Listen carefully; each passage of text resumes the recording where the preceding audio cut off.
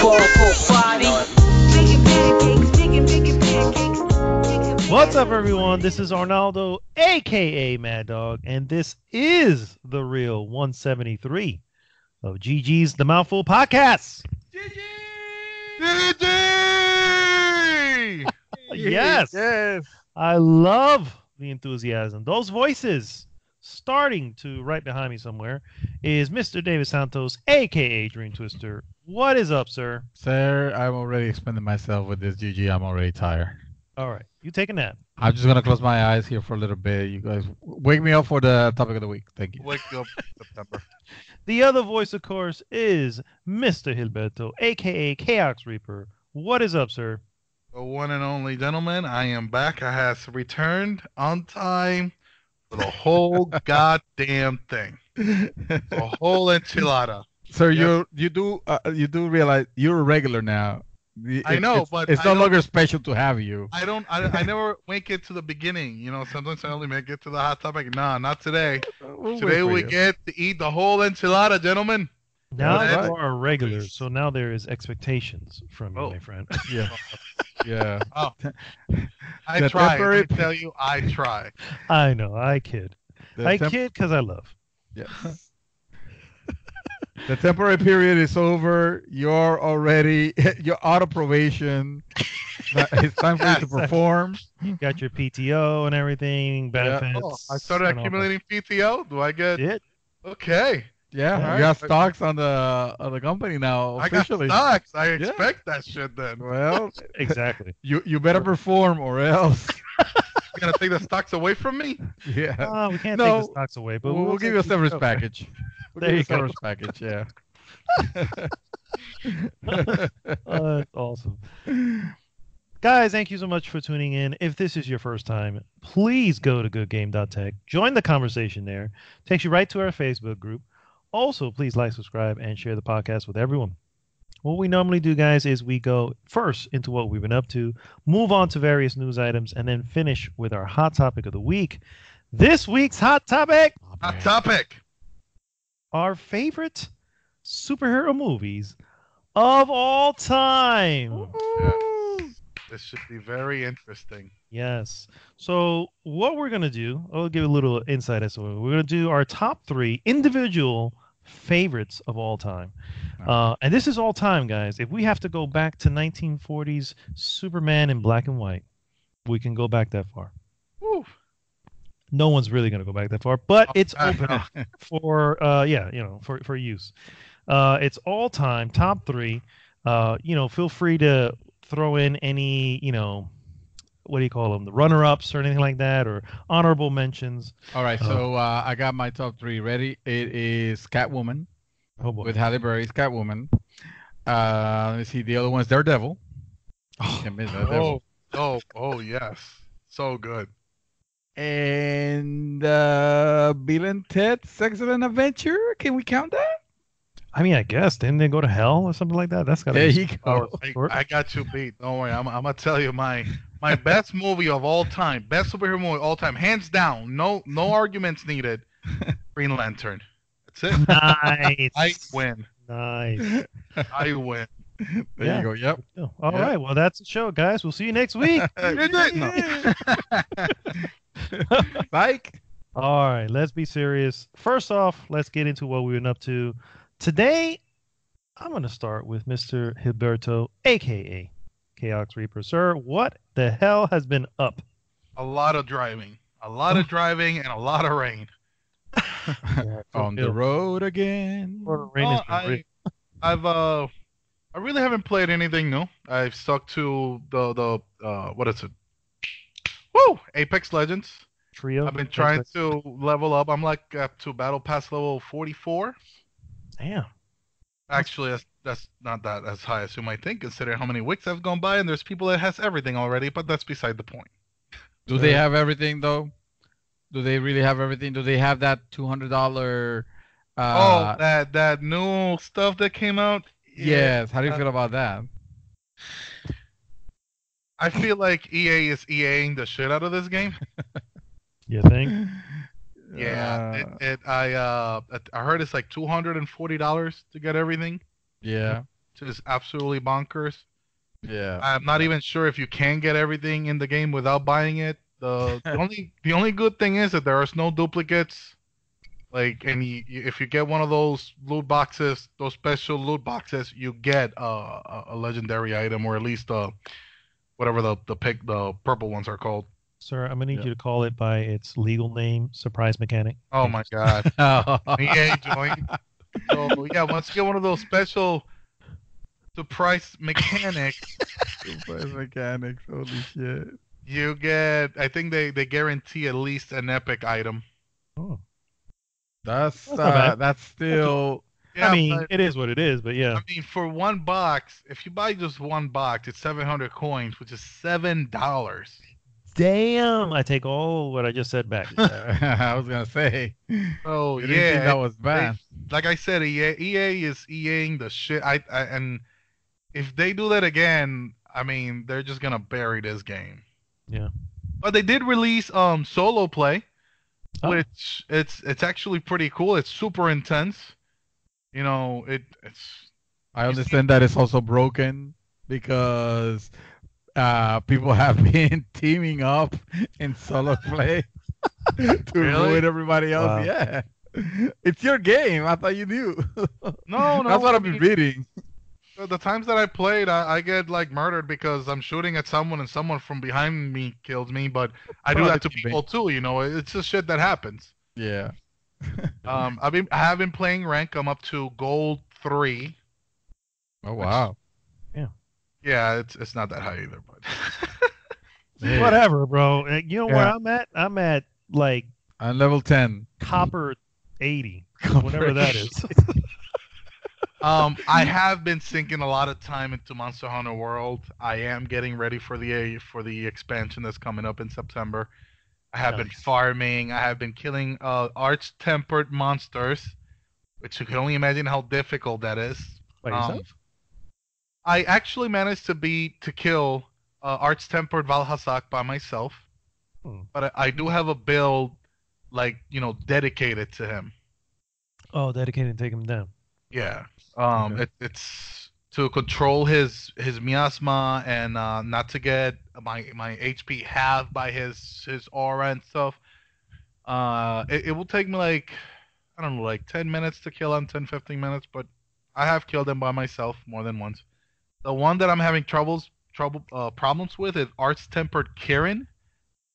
Fuck that goddamn pony, okay? Oh, the horse, the electric or Fuck thunder that horse. Yeah. pony. Pony. Okay. He was a problem when he wasn't art tempered, so I can't even imagine now. Oh Shit. my god, it's so fucking bad. It's really annoying. And after that, I'm doing arch tempered. I want to do arch tempered Nergigante, but I need the Kirin to make a build to kill Nergigante. Oh, okay, I got you, dude. When does the Iceborne come out? September 8 or 9. It's one or the other right now. Damn it! Yeah, it's right close. there. It's too close. Yes, I it is. want to jump in, sir. I need to jump in. I need to get ready because I want to play some Iceborne, man. I You get it? really Really? like. Oh, let me know. Let me know. I keep telling you. Here's the problem. The problem is this little game called Catherine that comes out right around the same time, Uh-huh. and it's just everything. You know what? You know what? It doesn't matter Wow. if we do it now or if you want to do it later. Let me know. And it's, with Iceborne, I don't know if you guys are aware of this. But right now, if you join a quest, if you do a multiplayer quest with 2 people, the monster is gonna have the difficulty of 4 people. Doesn't matter. If you do it too, yeah, that Wow. was the case before, no?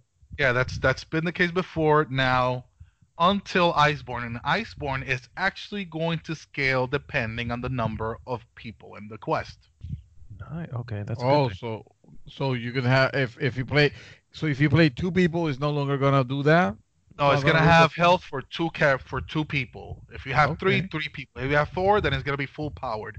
And if somebody drops in the middle of the quest, it will scale back down. Nice. Oh, that's really good.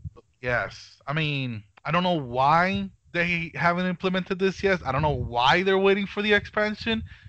because this is just a quality of life fix that they should have implemented a long ass time ago, along with that broken ass multiplayer options that they have. Are they fixing that? No. No. Never. That's still something. Yeah, that's still something that they really should fix. I don't know why they made it so complicated. It really doesn't make any sense, but whatever. I'm still super hyped for Iceborne. Me too. I'm not gonna lie. I'm gonna get into it. That's what I've been up to. Oh, nice.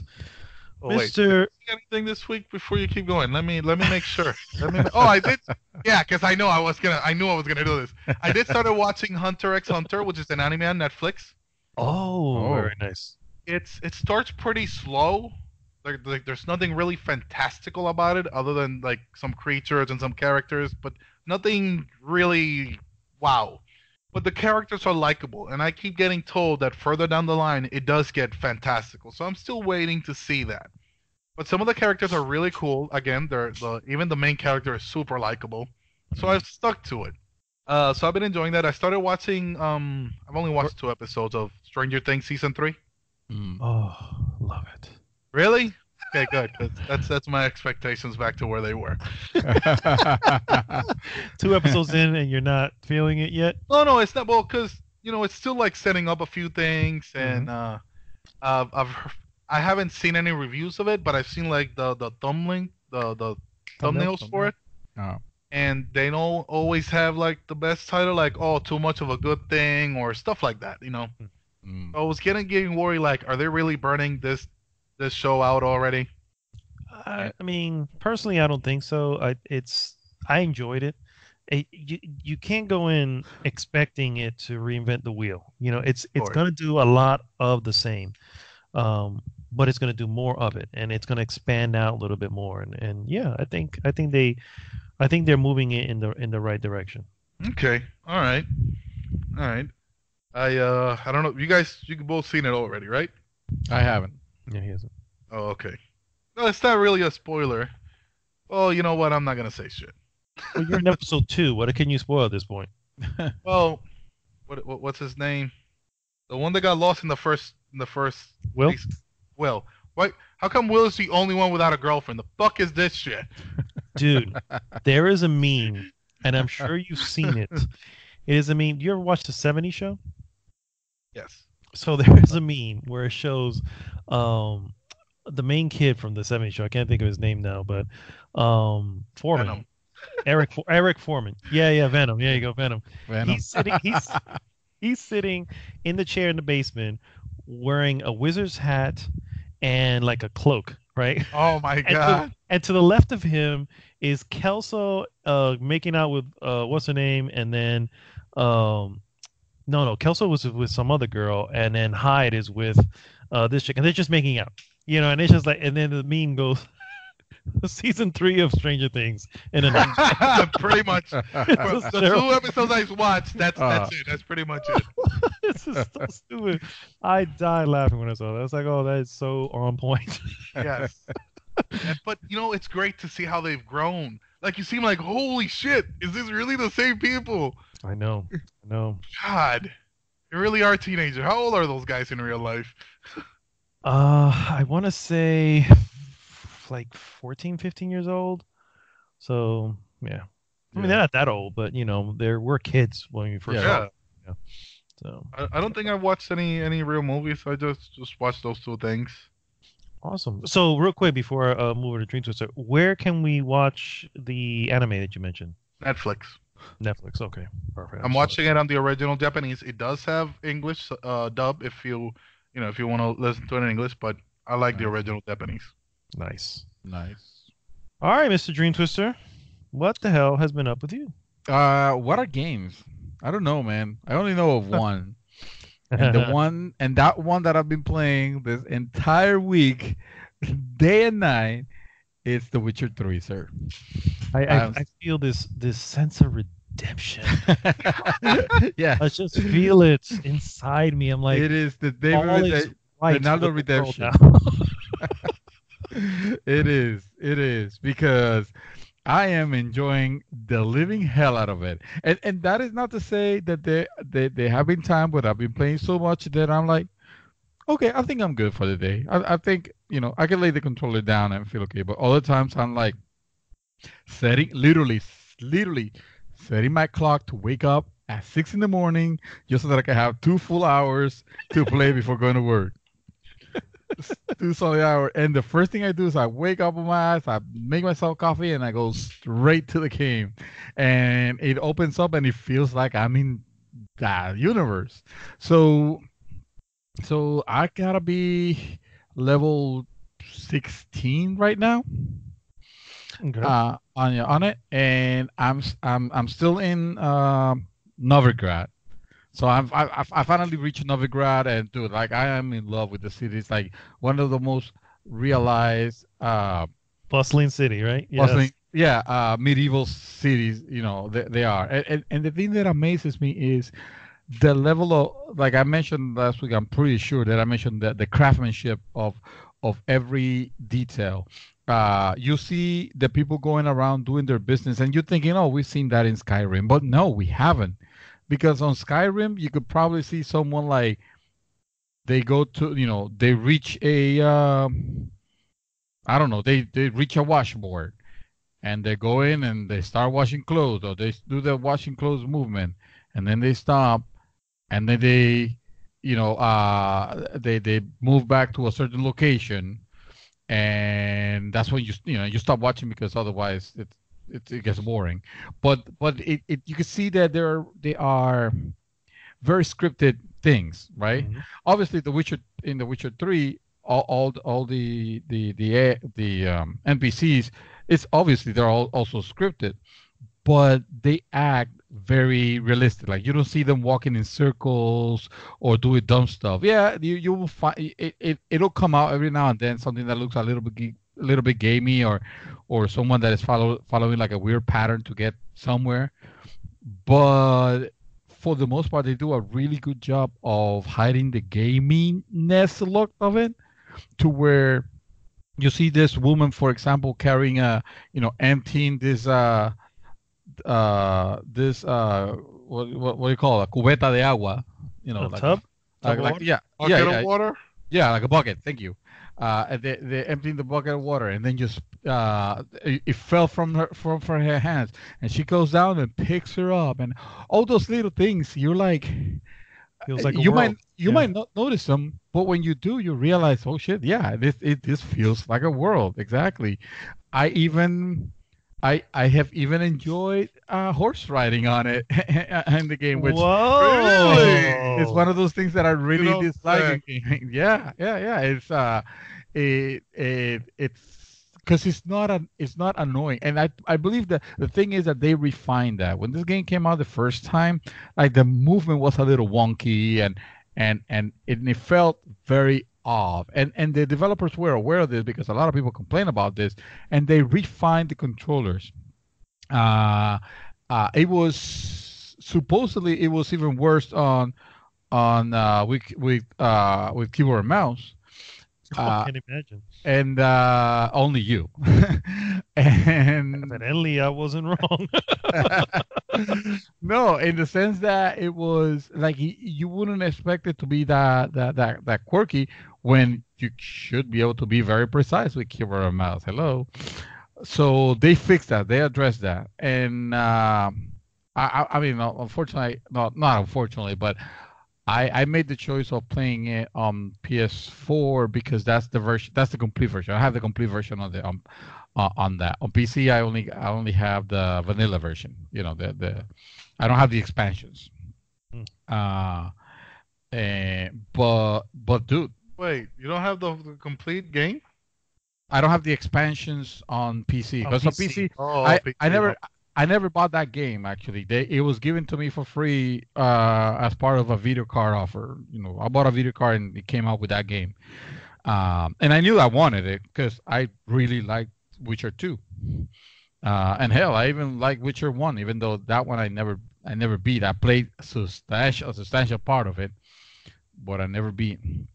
That one had a very weird fighting Connotation? mechanic. Did I say no? A very weird fighting mechanic. It was almost like a rhythm game.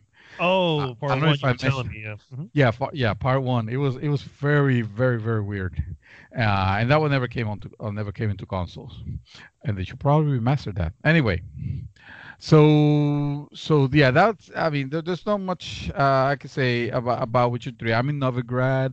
I am. Every time I finish a quest, the next quest that automatically defaults is, hey, take a boat to Skellige, which is like the next part. And I'm like, no, I don't want to. I want to finish the quests that are here, even though there are question marks galore in that map. It's Yeah, you're not gonna. ridiculous. I'm never gonna be able to do them all, but I'm enjoying my part over there, and I do want to see how far I can level up my girl, Okay. But yeah, man, I'm having a blast with that, with that game. It's probably like there are good games that are coming in that have my interest. Rebel Galaxy, I forgot Outlaws, I think is what Outlaws. it's called. Came out, and I'm very interested in that game. That game's already out. Borderlands 3, I'm interested as far as the reviews are good. I'm waiting on reviews on that one.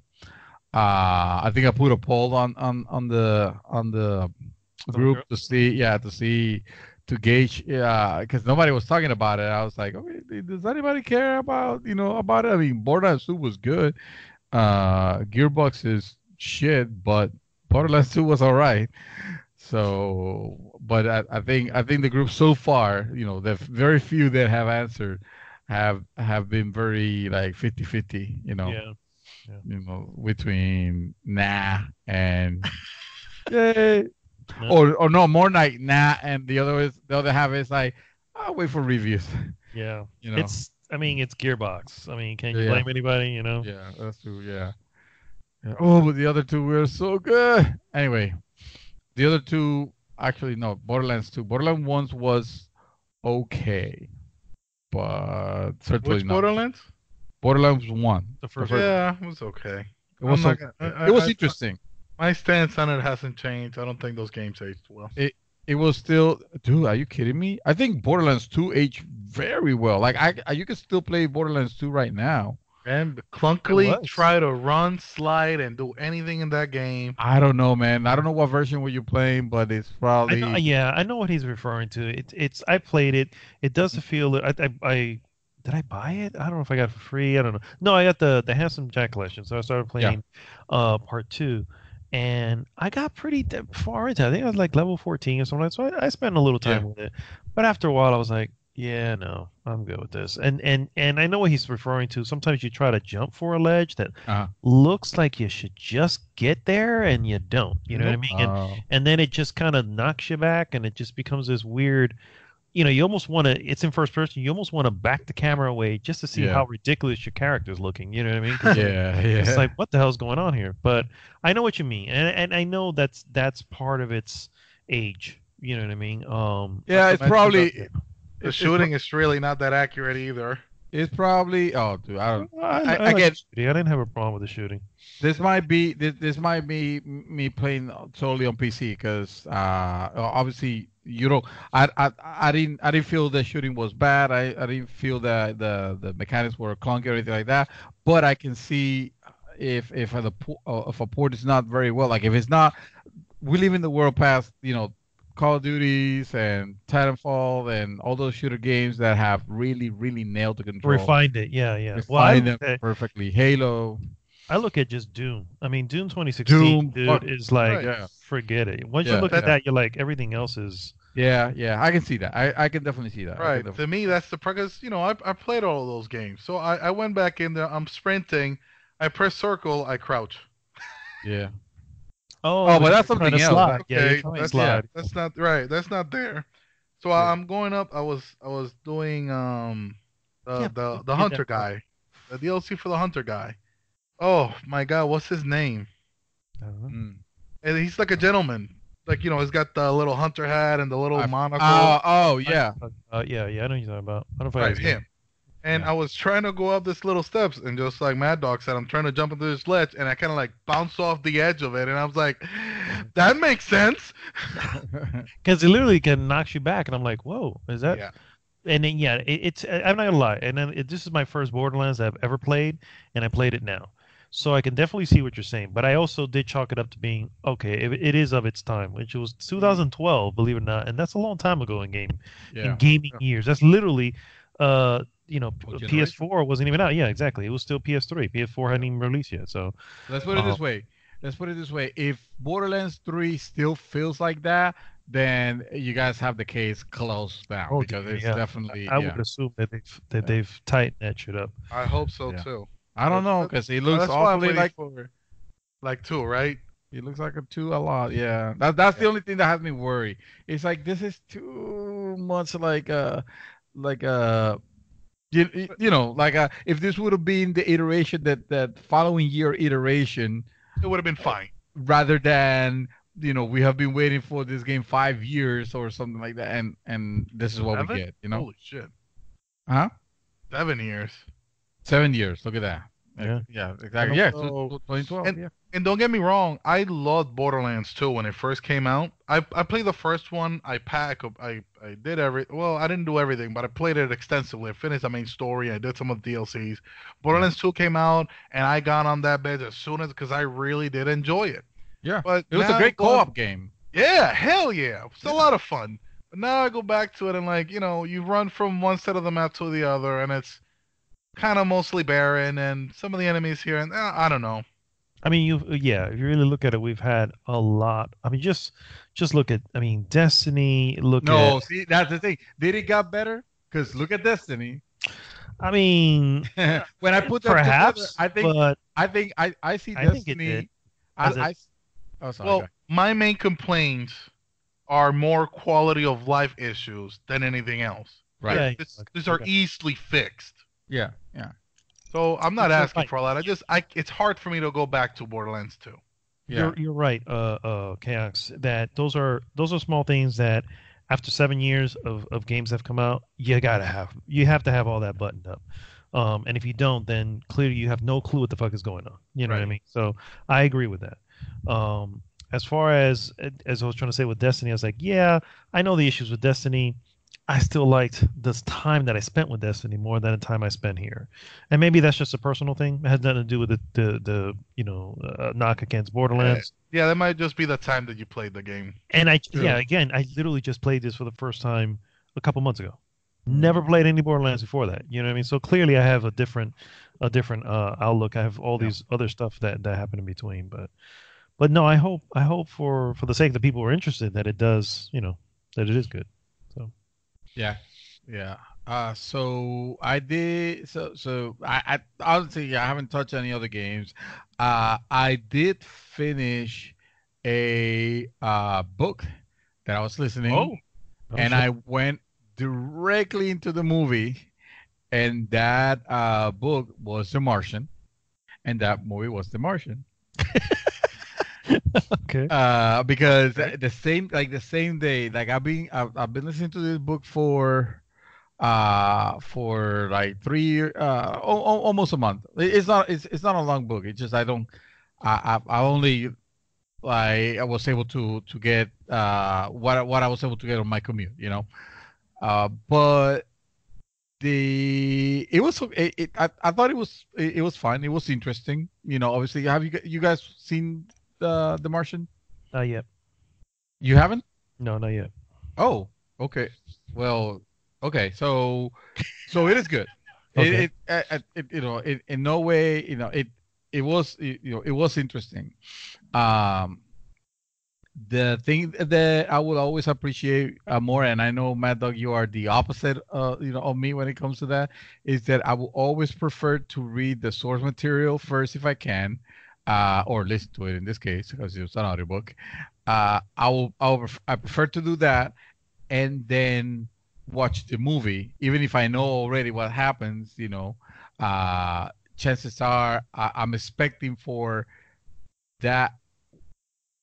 How you call it, that way, that different way that they could have changed things, that they Hmm. could have been interpreted differently, or maybe that they actually had to be forced to cut, Gotcha. So you like to or see that portion of it. so yeah, yeah. So I don't mind so much knowing what's going to happen, in that case. So, and the book was very interesting. It was told in this log, basically this log files. This guy, this group that is part of an Ares mission, which I understand is probably something that is getting planned for real, but I haven't looked too much into it. So they're doing this things on Mars, and then uh, something happens with the weather, and they have to abort, and when they're all filing back to get back to the ship to return to Earth, one of them gets struck, and they think he's dead, and of course that's not spoiler because that's literally the trailer. um, and he gets stranded on Mars, and the movie in the book is obviously about how his life on Mars. Like, how do you expect him to survive in a planet where nothing grows? I mean, and the interesting thing is, like, did he made it? I mean, what happens in this case when you have very little oxygen left? You don't have the means to sustain yourself. Like, what do you do? And he struggles and all that. So and like I said, it gets told in this series of logs, and I felt like the movie did a very good job of keeping the in pace with the book. Like, obviously, because it's a movie, they have to hurry down some things and like go really quick about something, some others. But for the most part, they told the story as it was, as it was in the book. Yeah, they didn't stray too far from it. The movie is with it's Matt Damon and a bunch of other actors that, for the life of me, I'm not gonna remember the names because I don't memorize other names. A lot of actors, but I do remember Matt Damon.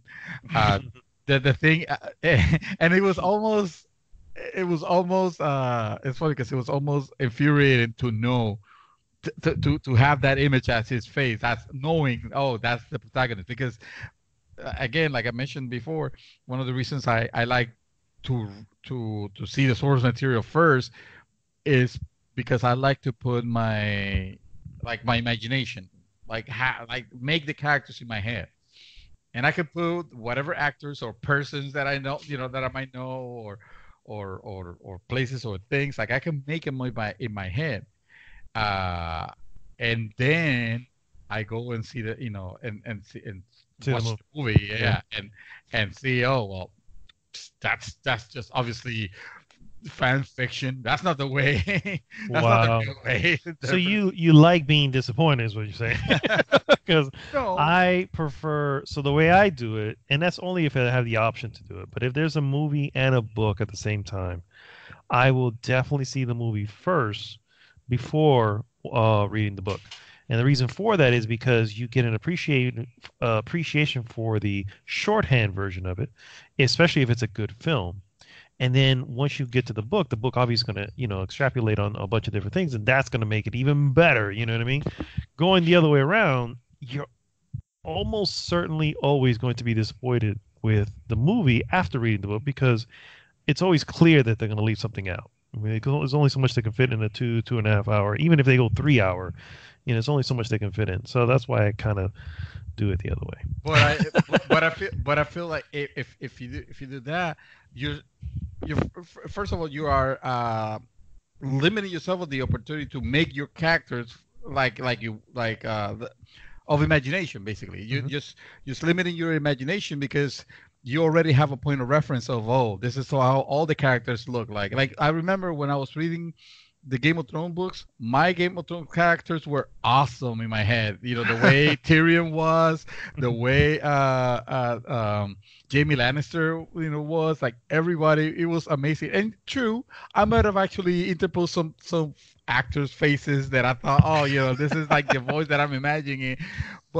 And then I started watching, the real Game of Thrones. I'm glad you call it the real. Thank you. Well, you know what I mean. The HBO fan fiction that ended very well. You The know, live action one. Yeah. at least it ended. You know. At least he had an ending. Yeah, at least it had an ending. But yeah, and then I went back and continued with the other books because I was still in the middle of them, and I felt robbed of that, a little robbed of that imagination. Like suddenly those characters weren't there anymore. They have been annihilated by the Peter Dinklage is actually Tyrion, or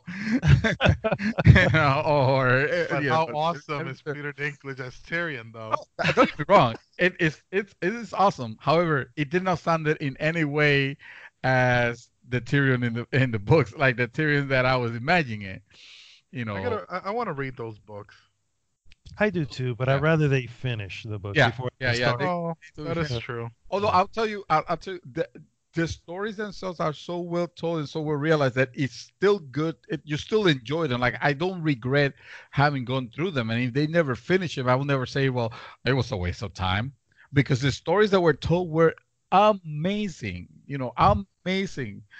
But yeah, I would say for you guys, if they finish it, they got the opportunity to finish, you definitely go that route. But yeah, that's pretty much all I've been doing. Nice. Witcher and the Martian. Two things completely opposite. You can't even get more. Right? Potatoes. The past and the future. And the future. On it. But no, seriously, if you haven't had the opportunity to watch it, I'll be interested in your opinion. I'm always interested in what you guys think of The Martian. I want to check it out. Yeah. Where can I watch this? Yeah, where do you watch it at? Well, I got it for free. No, I got it for free. Oh, do not condone piracy. Movies Anywhere at one point was doing this thing where they wanted everybody to know, about it. Mm-hmm. So for signing up for Movies Anywhere, which is a free service, they gave me 5 movies, and of course, that was probably one of the better ones they gave me, because they also gave me freaking Ghostbusters 2. Whoa. I mean, Ghostbusters 2. Sorry, no, Ghostbusters 2016. Sorry. 2016. Yeah, I knew what you meant. Yeah, you know what I meant. Yeah. Oh, I did. Yeah. So having that as part of my collection is probably makes it not worth it. Have you seen that? Have you watched that movie? Oh, yeah. God. We went to the theater for that. Sorry. I'm so sorry. I haven't watched it. I'm good. Thank you. Oh, yeah. You don't need to. Don't bother. Yeah. Not even as morbid curiosity. No. I mean, I went ahead and spoiled it. I follow this channel, CinemaSins. Mm-hmm. Which, okay. Yeah. Yeah. I don't know if you guys watch that. I do. You do? Do you like it? I think it's okay. I think it's good. Sometimes I feel like they're like making a problem that's not really there and just making it a sin, but that's the point of it. That's the joke of it, though. Like sometimes they do give like some serious, like very. Yeah, I was gonna say okay, this is really a problem. That's exactly. But those are the ones that I find. Bullshit. Those are the ones I find more fascinating. The one that's like, okay, yeah, this is a common problem, and then the examples they give too. So. Oh, but you do start like spotting all the cliches and stuff. Like I can't avoid it now. Every time I watch that movie, like, wow, they really do that in every fucking movie. It's a double-edged sword. It's a double-edged sword. So what I have been doing, I'm still playing just Thronebreaker, and I've played very little of it because this last week was my anniversary, so I was spending a lot of time. My wife went out, and we're pretty much going out all the time. So. Oh, that's sweet. Yes. I don't know if this is a thing, but we're going to coin it now. Co-op level 16 between me and my wife. How about that? Co-op level 16? Oh, yeah. Okay, I see. I just got it. I got it. Yeah, I got that reference. Nice. It took me a moment, but ding, got it. I leveled up. Yes, my intelligence has increased. Yes. Love it. 16 years married between me and my wife, and congratulations, sir. I am the luckiest man. Thank you. So I'm still playing the same game, but I did get a chance to watch a couple movies. First one, that I'm going to bring up is my most anticipated film of this year, guys, of What? 2019, was Quentin Tarantino's Once Upon a Time in Hollywood. Ooh, Yes. hit me. I thought it was okay. Oh no! Wait, no. What? Yeah. No. So here's the deal. Let's preface this real quick. First off, I love Quentin Tarantino. And when I say this was okay, I say it's like saying, you know, this piece of chocolate with caramel is not as good as this piece of chocolate with, Gold. gold. Yeah. You know what I'm saying? It's like it's still chocolate, guys. You know what I'm saying? It's still good shit. However, I think it's the topic at hand with the film. So first off, if you don't know what Once Upon a Time in Hollywood is, it is Quentin Tarantino's ninth film. He loves to number how many films he does, and it's weird because he does this. He's been doing this recently with some of his movies, and that is he loves to take real life things and give them a different ending, right? So it's almost like alternate universe type things of real life events. Glorious Bastards. I was just gonna say, perfect example is probably the very first one that he did that way, and that was in Glorious Bastards, where excellent movie, probably one of his best. Movie. I might literally put that just under Pulp Fiction. You know, so it's like I want to Pulp watch the Fiction. movie again. Yeah. It's I actually did end up watching it again because I saw this movie and I was like, nope, I got to see Glorious Bastards again. Glorious Bastards is absolutely amazing, and it is an alternate. There are real characters that happen in real life, and there are fake characters, and he makes this not ridiculous, but this really well told story. Love the way he tells stories. Love the way he does his camera work. Love the freaking music that he chooses for his films. Brad It's Pitt is so good in that just movie. yes, it is just so good. Woo. So I know, or we all know about, the Nazis and everything. So it's a story. We know what's going on, even though we don't. The other movie that you can look at that he did this way was Django Unchained. Oh, right. Unchained was obviously, slavery was a thing and all that stuff really happened. The fake part of it and the revenge part of it, because that's what it's all about. He's creating a movie to enact revenge against a certain thing, right? So in Inglourious Bastards, it was against the Nazis. In Django Unchained, it's against slavery in general, and all that stuff. So here, the story is about this one actor who is getting older. You know what I mean? He's played by Leonardo DiCaprio, and we'll call it best friend, but it's a friend, which is Brad Pitt, which is actually his stuntman. These characters are the not real life characters. It takes place around the time of the Manson family murders, the murder of Sharon Tate, which I didn't know anything about going in. My wife knew because she recognized it immediately, but that's because she loves serial killer stuff. So she already knew serial killer You stuff. should be worried. I am actually, but I still think she's wonderful. If I keep saying she's wonderful, I think I'll be okay. I think I won't die. I think I'll live. Anyway, I didn't know anything about that.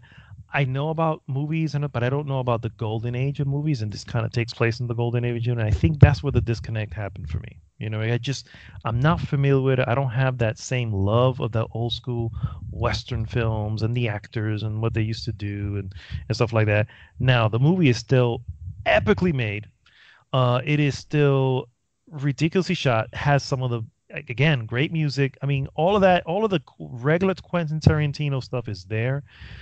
This is probably one of the least violent Quentin Tarantino films, and if you know what I mean, if you've seen any of them, you know that yes, they can get extremely violent.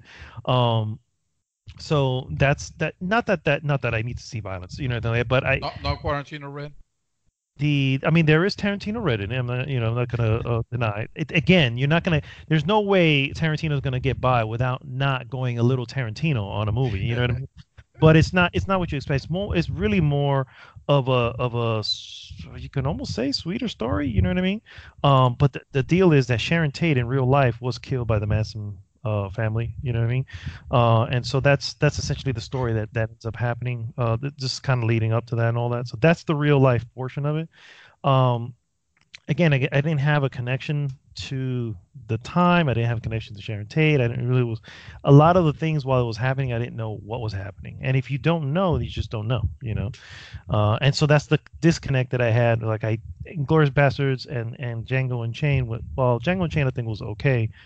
I still had a connection to it. It's something you can hold on to, and I just didn't have it here.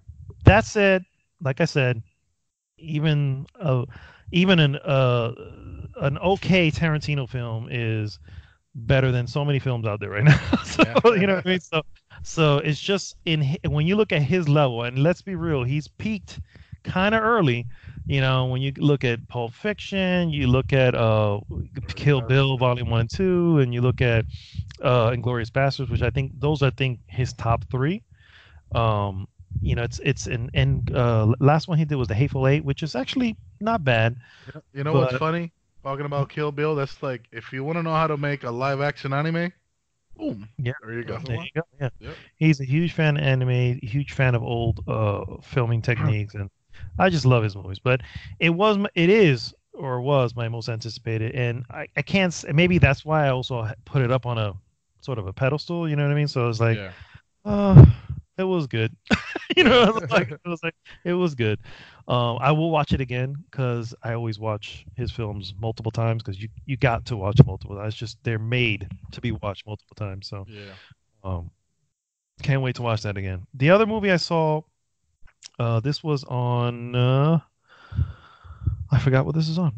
This was on. Oh, it's on HBO. It's on HBO. It's called Thoroughbreds, and it's a story of two girls. One who is a little bit crazy. By crazy, I mean a lot crazy. And then you'll recognize this other actress, Ann Taylor-Joy. She was actually in the movie Split and the last one that he did, M. Night Shyamalan. What was that Uh, film? That we Glass. didn't like. Glass, thank Oh, you. She last. was in Glass as well, and also stars Yelton. Anton Yelton, which you'll probably know him from the Star Trek movies. He's the one who played Chekhov Okay. in Star Oh, Trek. He also passed away, so this is his last yeah. film. I was gonna say, didn't he die? Yeah, yeah. This is his last movie That that he did. sucks, man. Anyway, it's an interesting story. If you ever seen the movies like Heathers, which is this crazy psycho type thing that happens for young people and all that, it's got that crazy just is it Like a got one of vibe. those huh? Just like a vibe. Yeah, yeah, it's got that psycho vibe that it's something's happening in the background. You don't know what it is. You don't know who. Basically, at some point, one of the girls kind of wants to take out her stepfather, and then the other girl who's a little bit crazy is like, really, if that's the case, we can make that happen. And then obviously it just kind of expands from there. And it's got one of those endings that you don't see coming. You know what I mean? So it's like I didn't, that wouldn't have been what I thought was going. And I can even say that, and you guys wouldn't know. You know what I mean? It's just I can see it happening. But it was pretty decent. And I enjoyed it. But yeah, that was Thoroughbreds, and again, that was HBO. If you like that. But that, gentlemen. Oh, real quick, I do want to give a shout out to Giovanni for putting me on this anime called Dororo Oh, because holy shit, is that damn thing good? I'm like, Really? yes, that thing is amazing, bro. Where And can I watch this? that is on Prime, and it's a Prime thing. So if you have it, Amazon Prime, it's there. You don't have to Okay. pay for it. Is it And long? it's I'm gonna say it's 20 your standard 24 episodes. It came out this year, 2019, if I'm not mistaken. What it is there is a kid who when he was born, his father made a deal with like some demons, to say, hey, if I will give you anything if you allow my land to be prosperous and to for our kingdom to be whatever, and he doesn't know if they agreed to it. He finds out this is all in episode 1 for the record. He finds out later that they do when his son is born, and his son is born completely deformed, no skin, missing limbs. I mean, the whole, and he's still alive, the kid, you know what I mean? And What he the fuck? yeah, that's and crazy. then he actually celebrates because he realizes, oh, the demons accepted my whatever, you know what I mean? And then he chooses to discard the kid. Um, Very and then 300 of them. every 300 of them, yeah. Then you find out later the kid survived, and he's actually this ridiculously well trained ninja, and he has prosthetics for arms and all that this wise man made for him, and all this also taught him how to fight. And little by little, he's I don't want to say what he's doing, but basically he's starting to unravel a mystery, the mystery of what happened to him and everything, and going by that.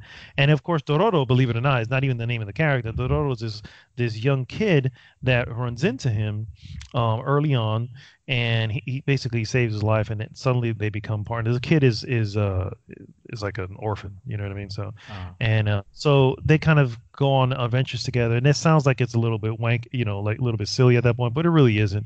It is. There's some of the most serious topics in this thing. There's death. There is prostitution. There is so much stuff that just you run into. You go, damn, this is just, you know what I mean? You don't expect it to happen from the show. So thank you, Giovanni, because I have been waiting for a good series to get into as far as anime, and holy crap, I'm already halfway. I think I'm on episode 10 out of 24, so I'm close to halfway, and I just want to keep watching. My wife is not into it, which is why I got to watch it, on off times. But I just want to dive right back into it because it is only in Japanese with English subtitles, so there's no English. Other than the subtitles, obviously, and but it's really, really good, really unexpected, and really well made. Awesome. Yeah. Awesome. And that, gentlemen, is all I've been doing.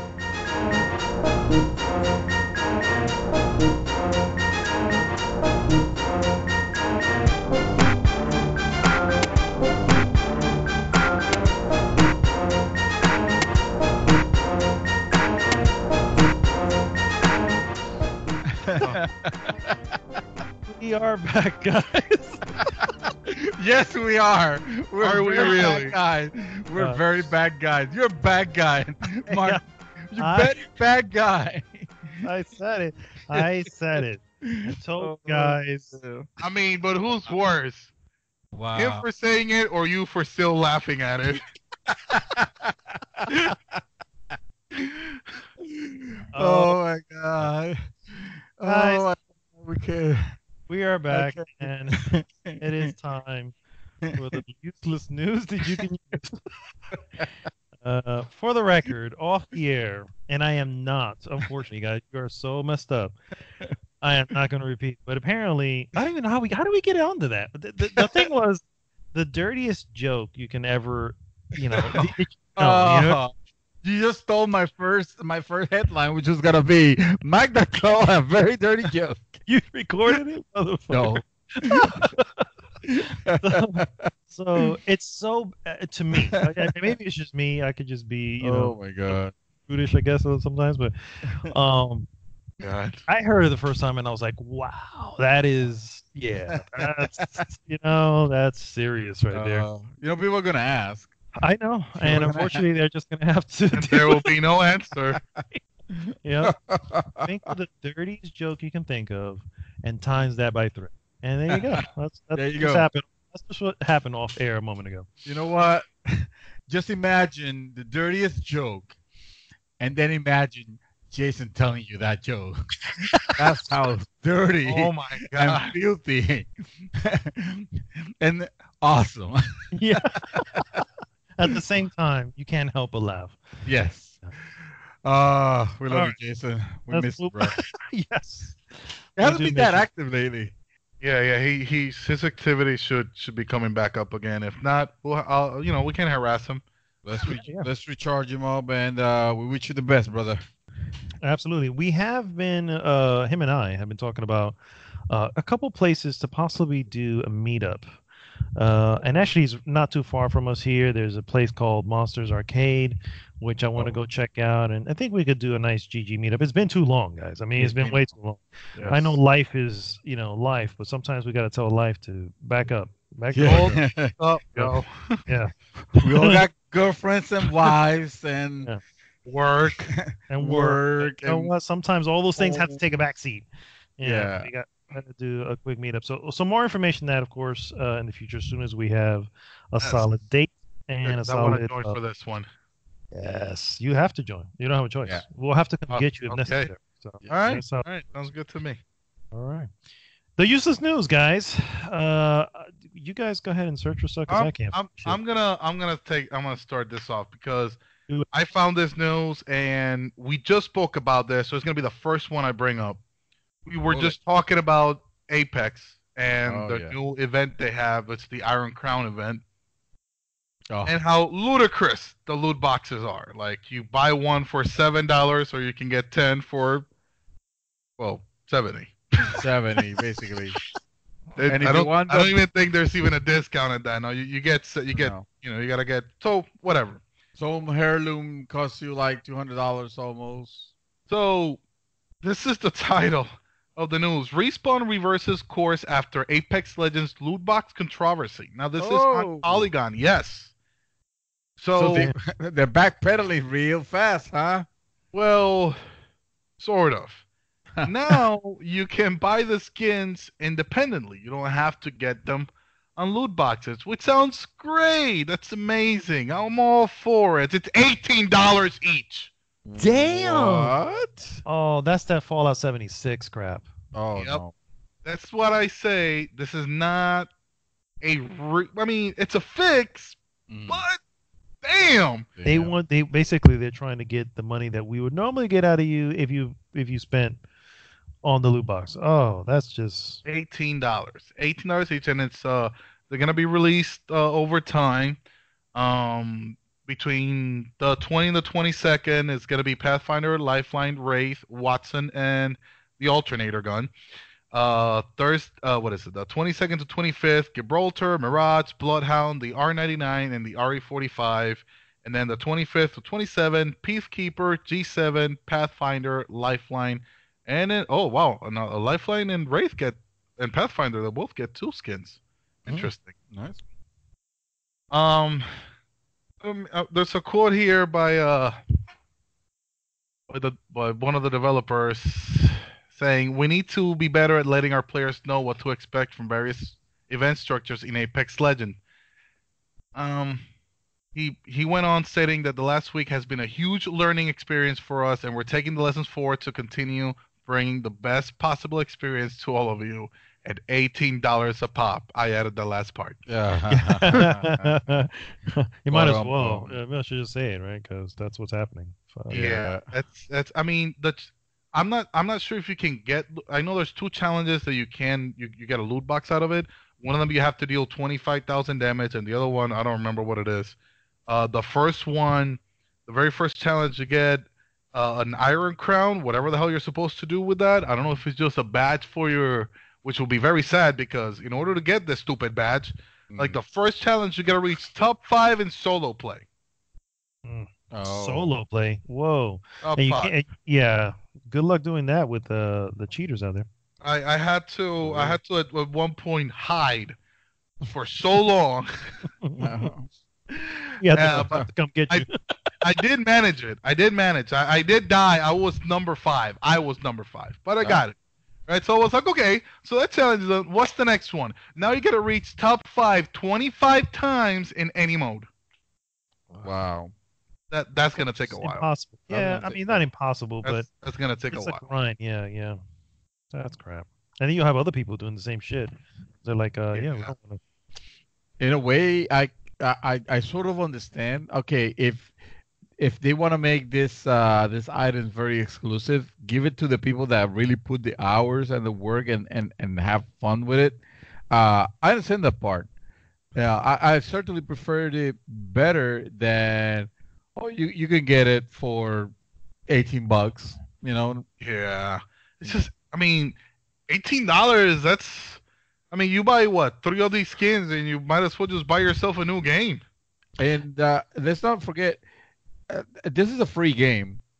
Still, but just because it's a free game doesn't mean that we should be like willy-nilly, like be like there's a lot of people defending this. Obviously, with that, and that's the defense. Oh, it's a free game. What are you complaining about? It's a free game. You don't have to get it. It's only cosmetic. It doesn't affect the gameplay. No, but just accepting it willy nilly basically No. opens the doors for EA to see this and be like, okay, we It's can if they're working exactly if it's working, let's just double down on your favorite franchises. I mean, And one skin for $18. That is absurd. And here's the sad part. That's actually not as bad as it could be. Bringing Bethesda back into the mix. Oh, if you say horse armor. No. More recently, Fallout 76 had a Santa Claus outfit that was over 18. It was like 18.99. Oh, and by the way, the game was $60.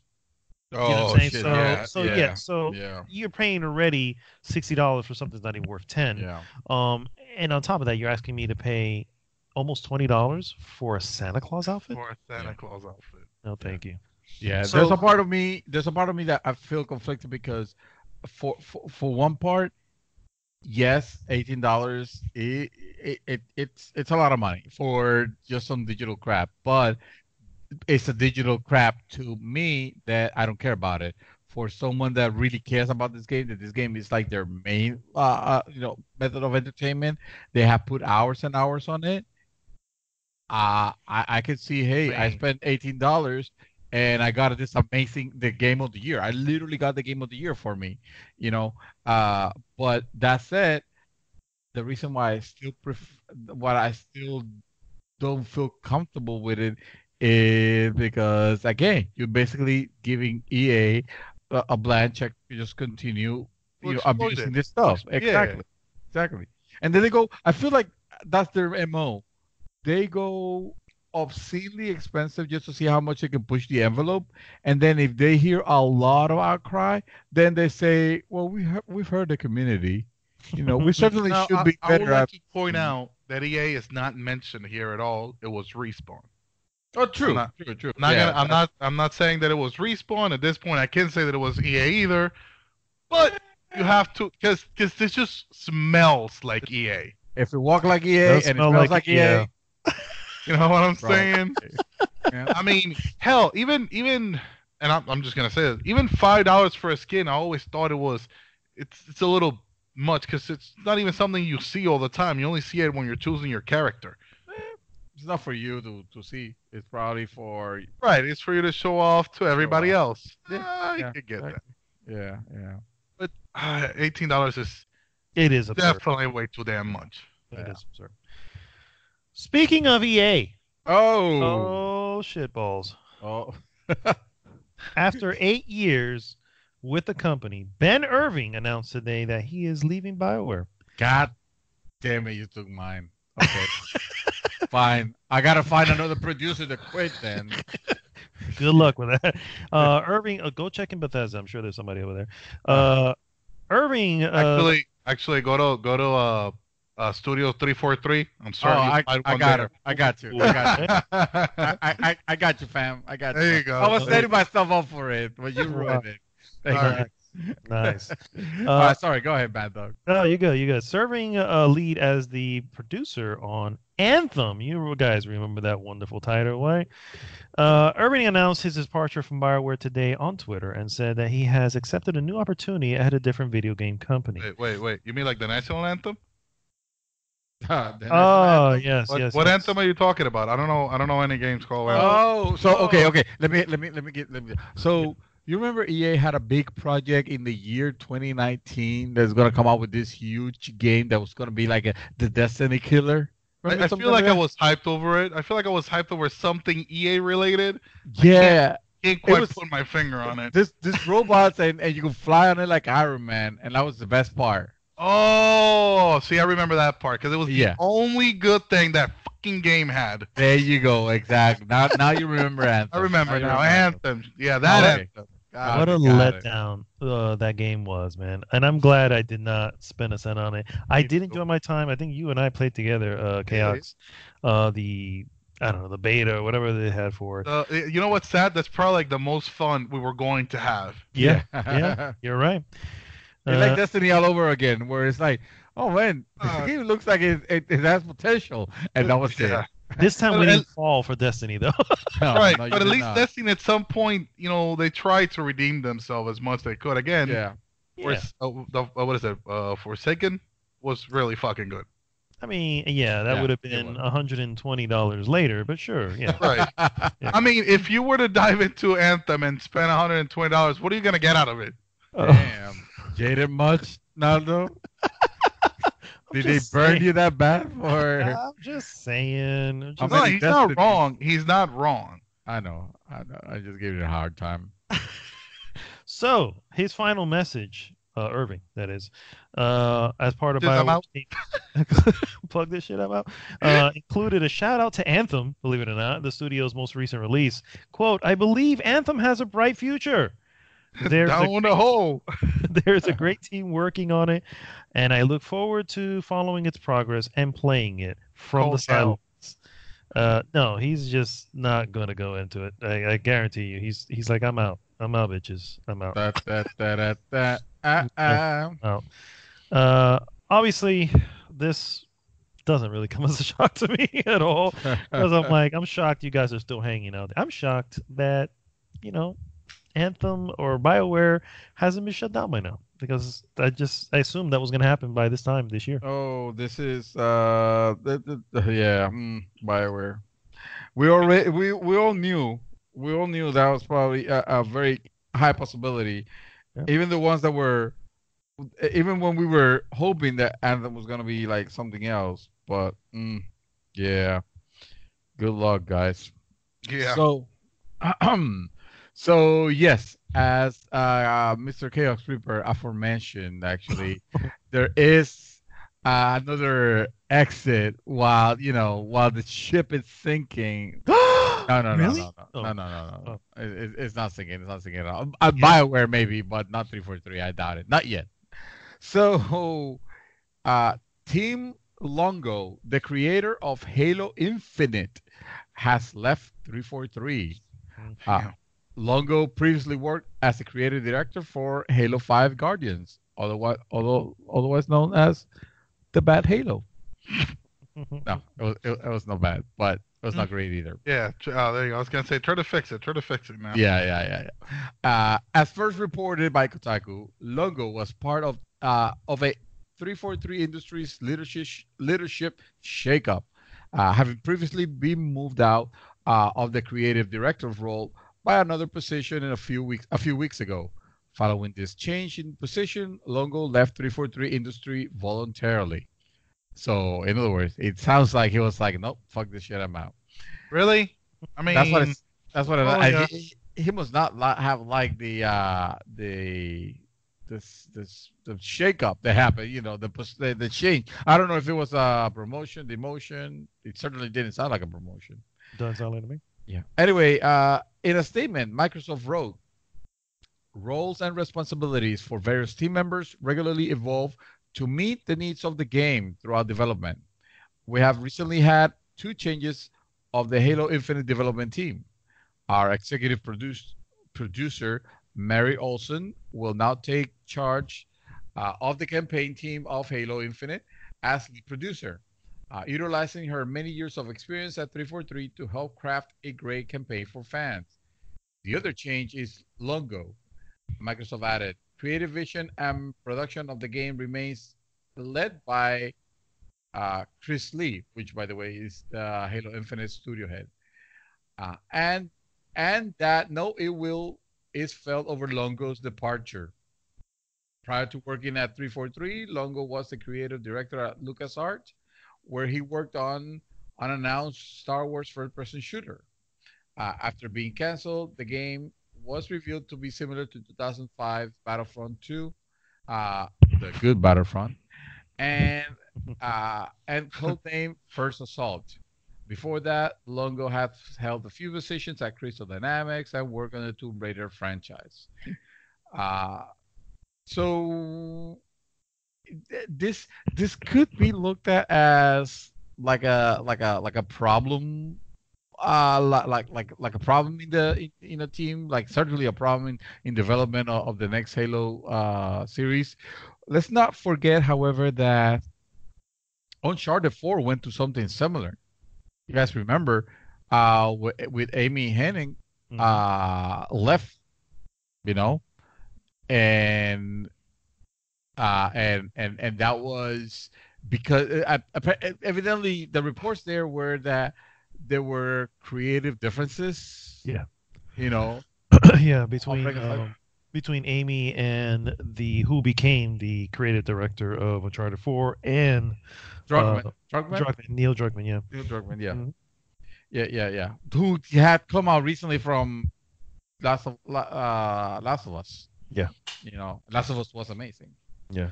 So anyway, let me bring this couple more as a threefer, just because they're almost go hand in hand.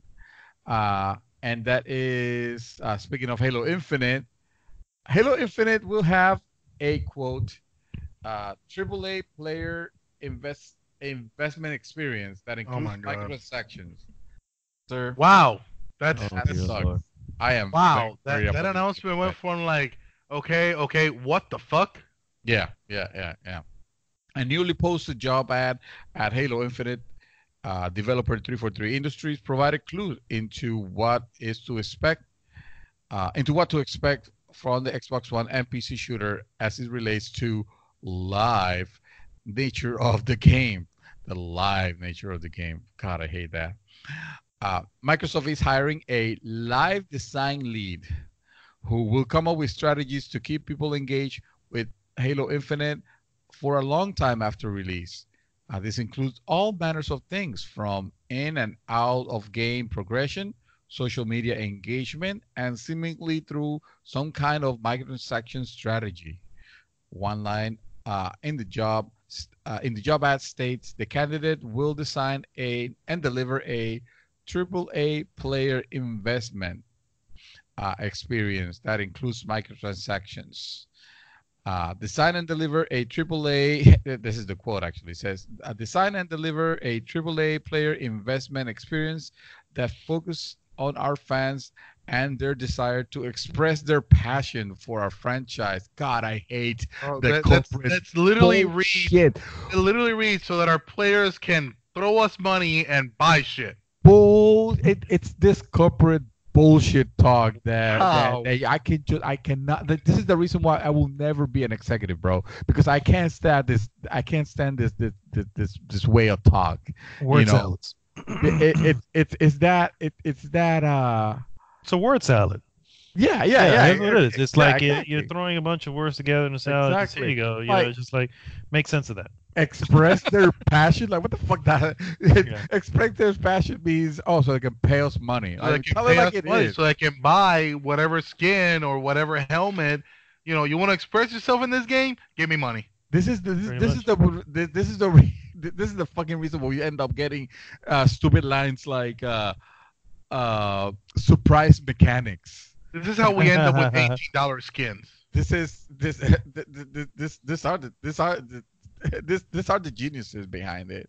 They are. Quote unquote. The expressed their passion line simply is in reference to cosmetics for in-game characters, but nothing is confirmed at this stage. It is no surprise that Halo Infinite will have microtransactions, as a job ad from 2018 called for an online experience design director who will oversee a, a number of game as service elements, including microtransactions. Sirs, you guys know I'm a big fan of Halo. I definitely love Halo 1, 2, especially 2, 3. Yeah, I gotta lie. Two I was was even 4. I was right there with 5. I thought 5 was like a technological marvel, but like nothing more. Like, it was definitely amazing. I'm The, sorry to the, the, interrupt you. You want to know how much I like to? I didn't even play it online because we didn't have internet at that moment. But a friend of mine had an Xbox and he had Halo 2. And we just co-op the shit out of that game through the story and everything. It was so much fun. yeah, Such a good game. yeah. Well, that was the old, hey, that was Bungie, who's right now they're doing Destiny and Oh, live yeah. services crap. So the more I hear about Halo Infinite, the more I dislike it. Like the farther and farther away I want to get myself from it, and the farther and farther away I want to get myself from Bungie? Microsoft as a Microsoft. company in general. Like seeing what they have, what they've have done in the past few years with like amazing franchises, like obviously Halo, Forza, even Forza Horizon. Dude, I fucking love Forza Horizon so much, and seeing it how they have done these weird things where you can mess up the you can definitely mess up with your game progress by watching Mixer for some unknown reason, Oh, and like all those back all those strategies that they have been putting to try to get to squeeze money out of out of their player base, and you watch Sony almost doing the opposite.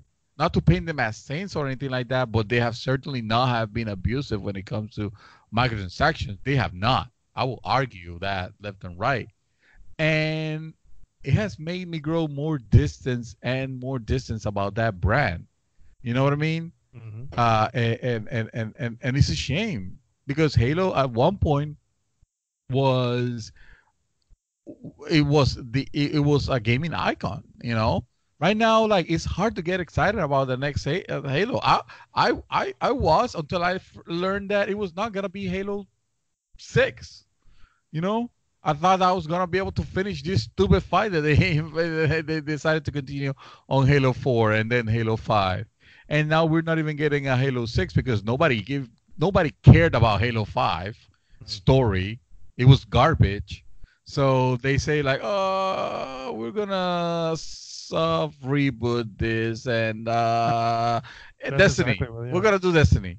Mhm. You know, and that should just piss me off, man. Anyway, I'm gonna pick this up, and to hopefully what should be amazing news. Oh boy. And I shared this with you guys earlier during the week. I heard about this 4 days ago. This is off a video that was shared to me. The channel is Dark uh, Hero Gaming Channel. I honestly don't follow him. This is the first video I see of him. But Monster Hunter World Iceborne oh, apparently is supposed to bring layered armor settings for all armors. no, I Me- read that. What does Meaning, that mean?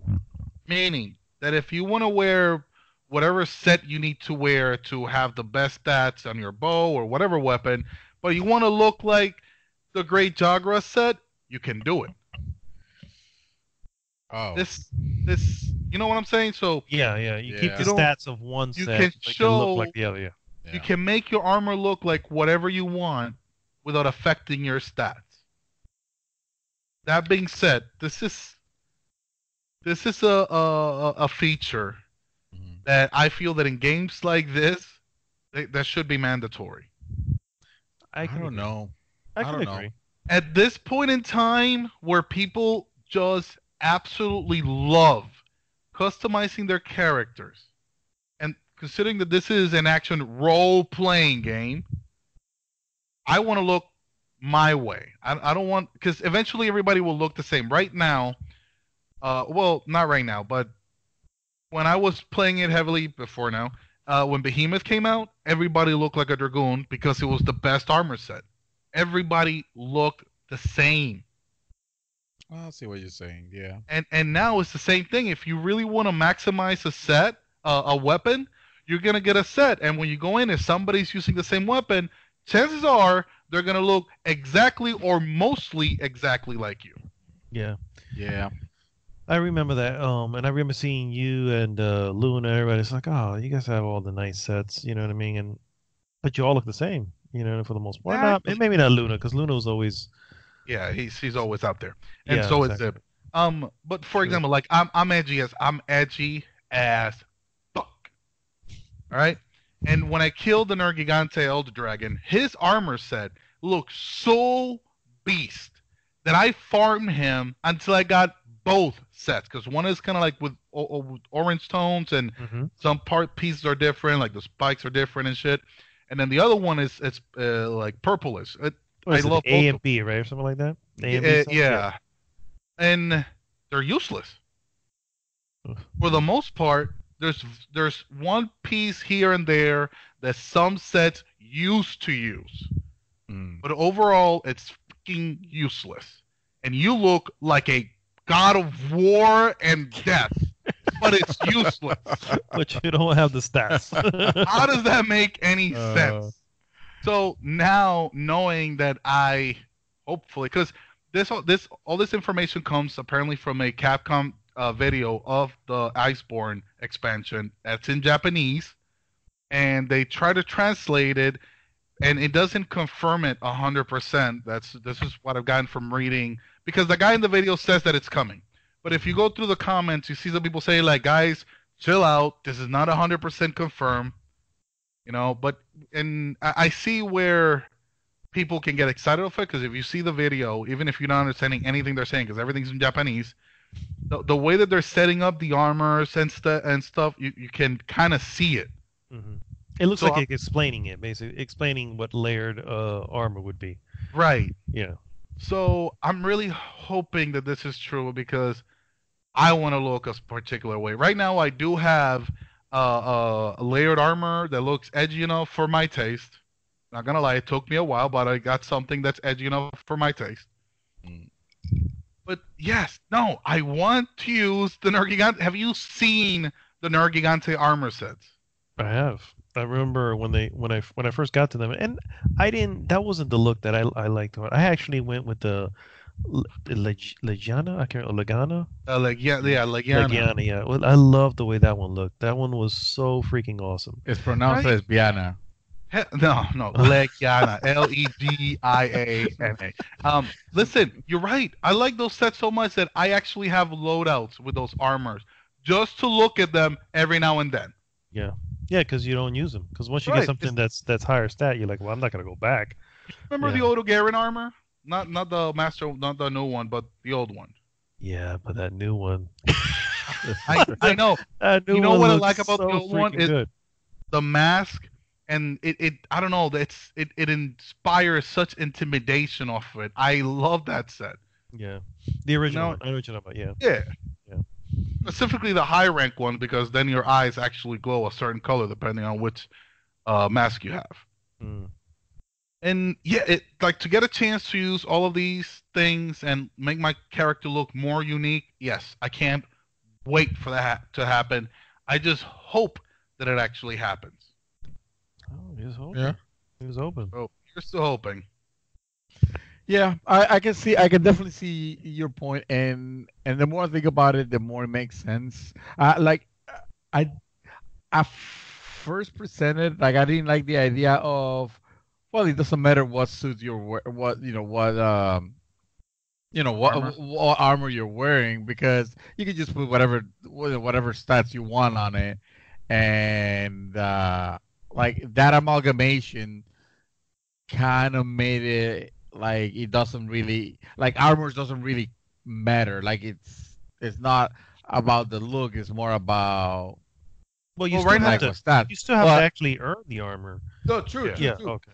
And by the way, there's no details revealed about how to unlock this either. Of course. So God only knows how hard it will be to actually unlock. And honestly, I don't care. Yeah. It's like, say for example, like, I don't know, I don't know the monster's name. Just give me a monster name that would be a badass. You know. Arch Temper Karen. Oh fuck! I'm not gonna say that name. I'm gonna say Cucaracha. Let's say the set for Cucaracha is like amazing. You know, it is. This is the best that you can get in the game, bar none.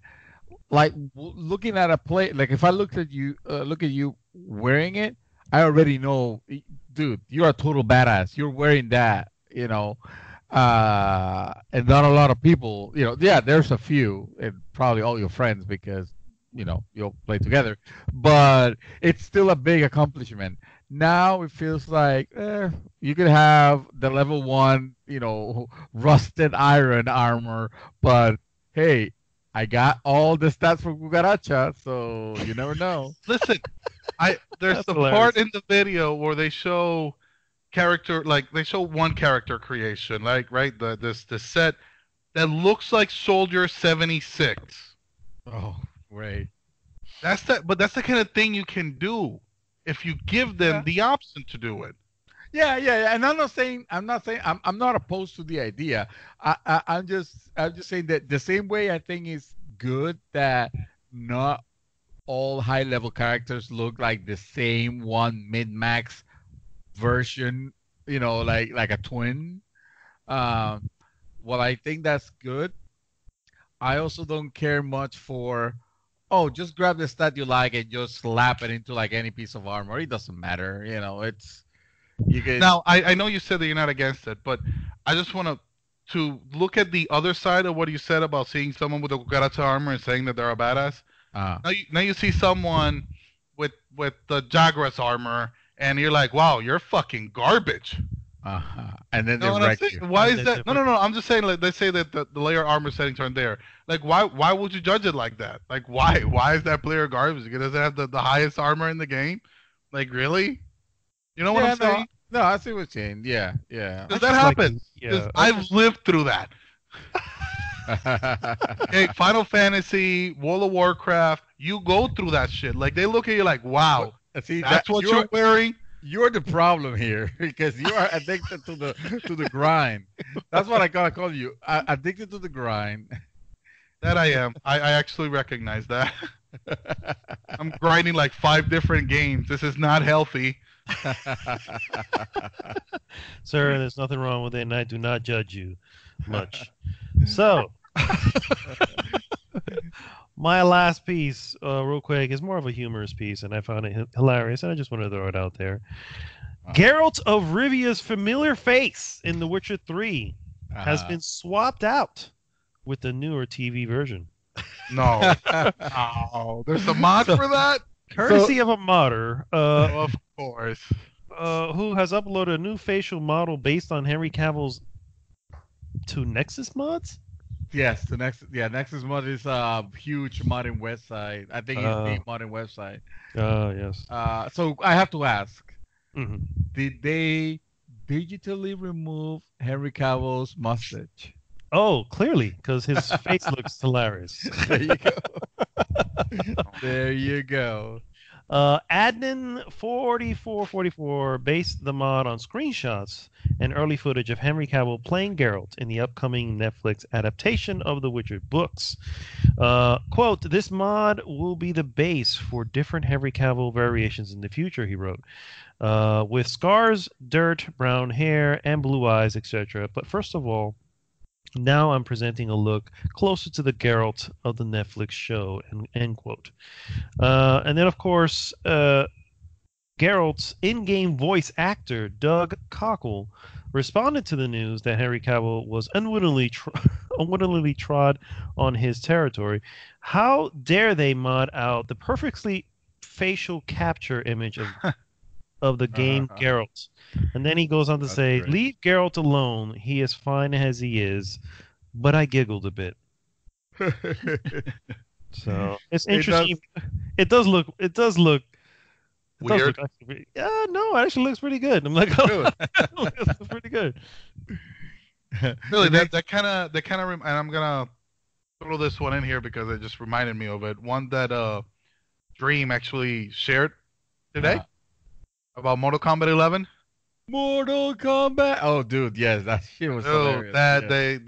They're releasing a skin for Sub-Zero based on the DJ that made the music for Mortal Kombat 11. And the worst thing they could possibly do, they included his fucking voice. Oh.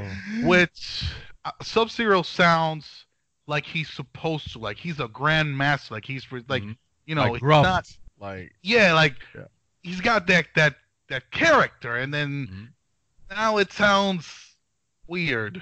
Dude, no, not just weird. So out of place. You have to listen to this. It's bad. It's not just weird. It sounds Jill Sandwich levels of bad. It sounds like Jill Sandwich? Holy shit balls. It sounds like if I was offered to do the voice acting, and I have never done voice it acting in goes my from life. there's a line that he says, Delinque fight flawlessly. And, it sounds awesome, but then on the new one, it's like, Delinque fight flawlessly. Like, dude, fucking chill. No, it's like overacted, like exactly like if you were trying to. You have no experience as an actor, and you're trying to be Delinque. Dude, it's ridiculous. It's so bad, and they have it. And you know what? It's awesome that they did it. Because you can use it if you're a good Sub-Zero player and you want to definitely like humiliate your opponent. That's the character. You know what?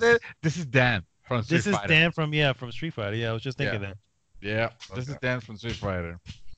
I did not know it was gonna be that bad until I saw the clip and I was like, "This is not my Sub-Zero." Hashtag not my Sub-Zero. So, can you choose the option, or is it like just the option? Okay. Okay. Well, there you go.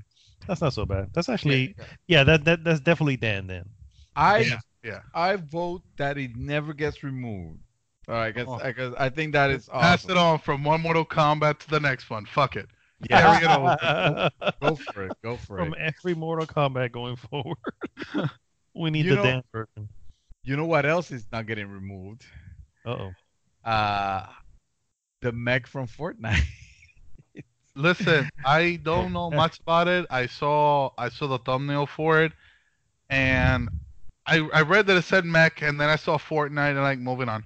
Yeah. I'm gonna bring it because Fortnite, whether I like it or not, is huge, and it deserves to be talked about. So Epic says that the mech was added so that more players can win a Fortnite match. I'm sorry if I remember that title correctly. Casual players. Well, this one is from Kotaku. Kotaku doesn't say casual player, but yes. But Polygon went full out and said casuals. Casual, yeah. Wow. So Fortnite's giant mech, called Brutes, have been contagious among players since they arrived at the start of Season 10. Players have been calling for them to be removed from the game, or at least from competitive play. Today, developer Epic responded to the calls to remove the mechs. Fortnite seemed to be keeping them because, according to Epic, they give more players a chance at a victory royale. Think of the children. Come on. In a blog post titled "Fortnite and the Brute," Epic wrote, "The mission of Fortnite is to bring players of all skill levels together to have a fun experience where anyone can win." You do that by fixing your matchmaking. That is a horrible. Like, you cannot create a game.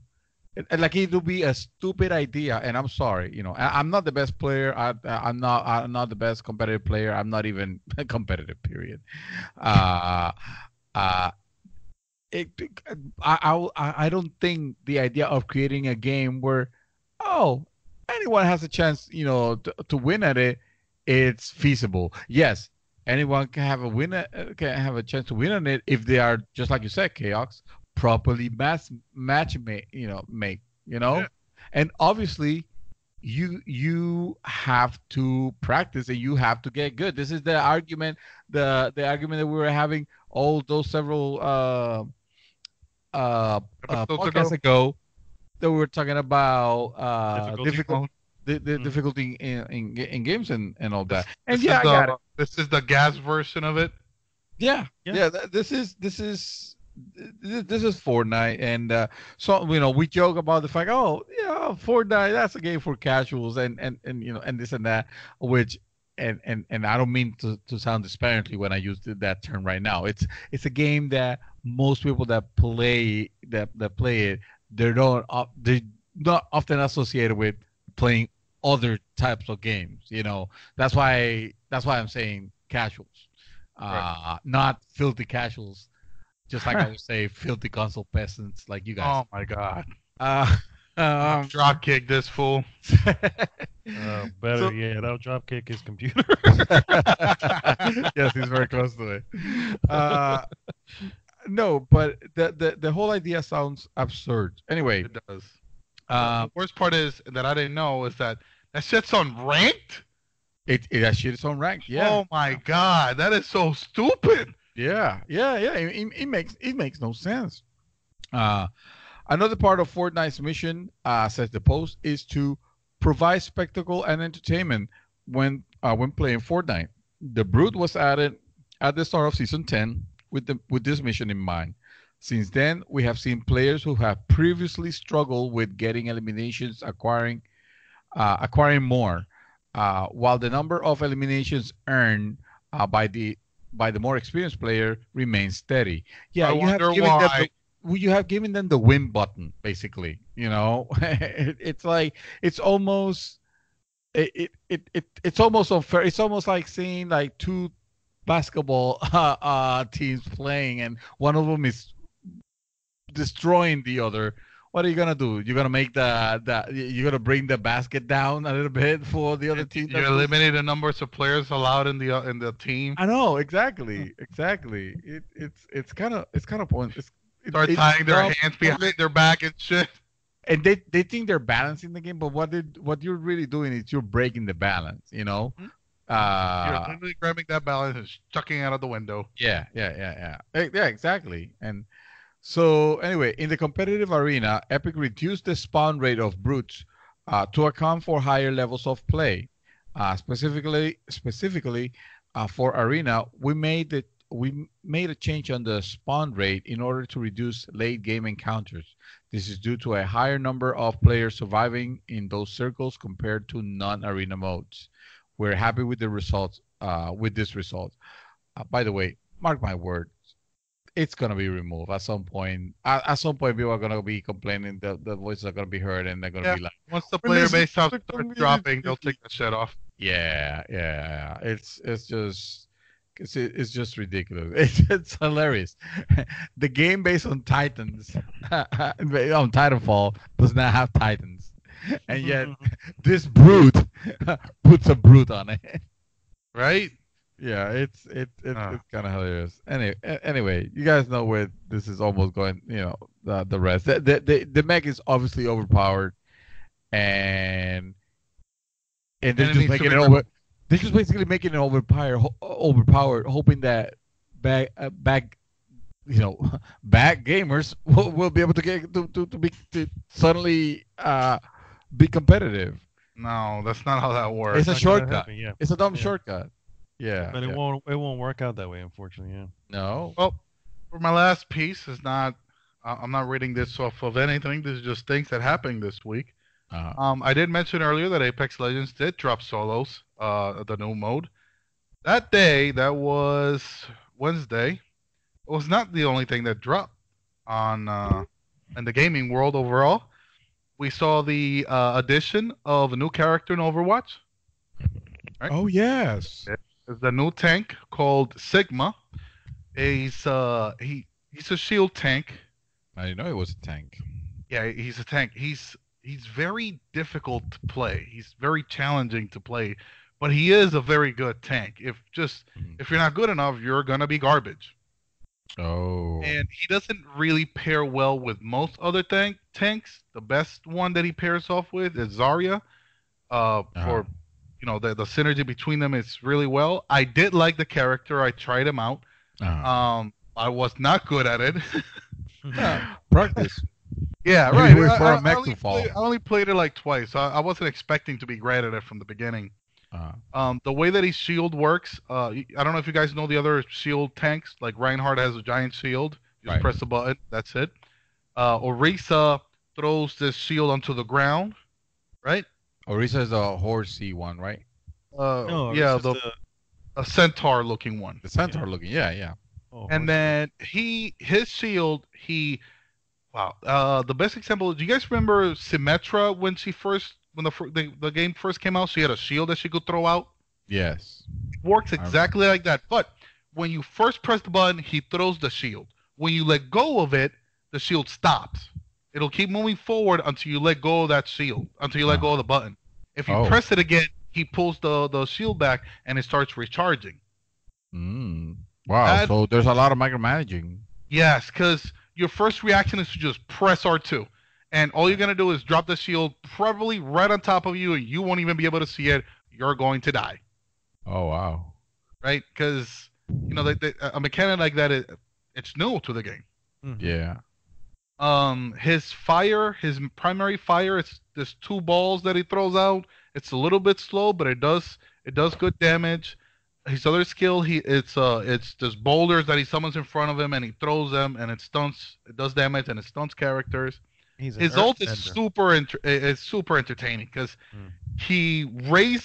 this is an area of effect move, right? The circle in the ground, and whatever gets caught in that circle, he lifts it up into the air, and after a little, a few seconds, I don't remember how many, he drops them. He slams it on the ground and does damage. Now, while you're doing this, you can still shoot, and your teammate can still shoot at whatever's floating in the air. Uh-huh.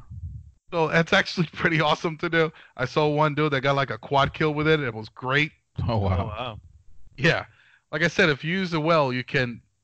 And all of these stuff, like all these characters and a lot of the changes that have been done recently in Overwatch is literally to combat one setup that's been very popular. They call it the bunker meta. And because she uses Orisa because her shield comes up. Like you can break it, and by the time you break it, she has it ready. Like Uh-huh. the cooldown is so fast. Oh wow. Yeah, and they were using that shield paired with like Bastion, Roadhog, the Ana, Mercy, like shit. Like so, they would bunker up in one corner, and it's super difficult to break through it. That sounds Especially- like the rolling fortress, if anything. well, it's just it doesn't roll. They just literally stay. That's why it's called the bunker. Oh, And okay. Sigma Just, yeah. counters that heavily.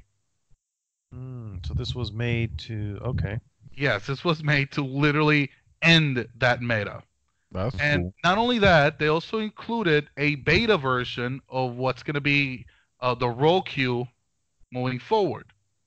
Now, the role queue is you go to competitive, you choose which role you're going to play, and you're locked to that set of characters in Uh-huh. that match. Oh, okay. Okay, nice. So just all defensive, all healers. If you all... choose tank, you can only choose tank. You choose support, you can only choose support, and damage That's dealer, good. only damage dealers. That's Now- cool. That's cool. The way they're going to work competitive is instead of 10 placement matches, it's 5 placement matches per role. Okay. Oh, yeah, so I think it's a really good addition because it makes sure that when you go into a competitive match, you will have 2 healers, you will have 2 tanks, you will have Yeah. 2 damage dealers. For real, yeah. It's a double-edged sword because let's say, for example, you and a friend want to switch roles. Mhm. 'Cause you're just not working out, and he's probably better at it. You can't do it. You have to Can't. wait till it's all over. Yeah, you can't. You got to fight through it. So Mm. it's not all peaches and creams with it, but I think it'll improve at least the rank of the competitive side of it. I think it should improve it. Can I Yeah. ask you something? What is Symmetra's role now? She's a damage dealer. Okay. They did away with the defense category. They Does she have piled it on into damage dealing. Okay. So does she still have towers? She has turrets. Yeah, she can do 3 turrets, which are a pain in the ass. Uh, They did fix her teleporter. Her teleporter she got severely nerfed. It was time. You would throw it, and like 5 seconds later, it was gone. oh wow. Oh, damn. Now, crap.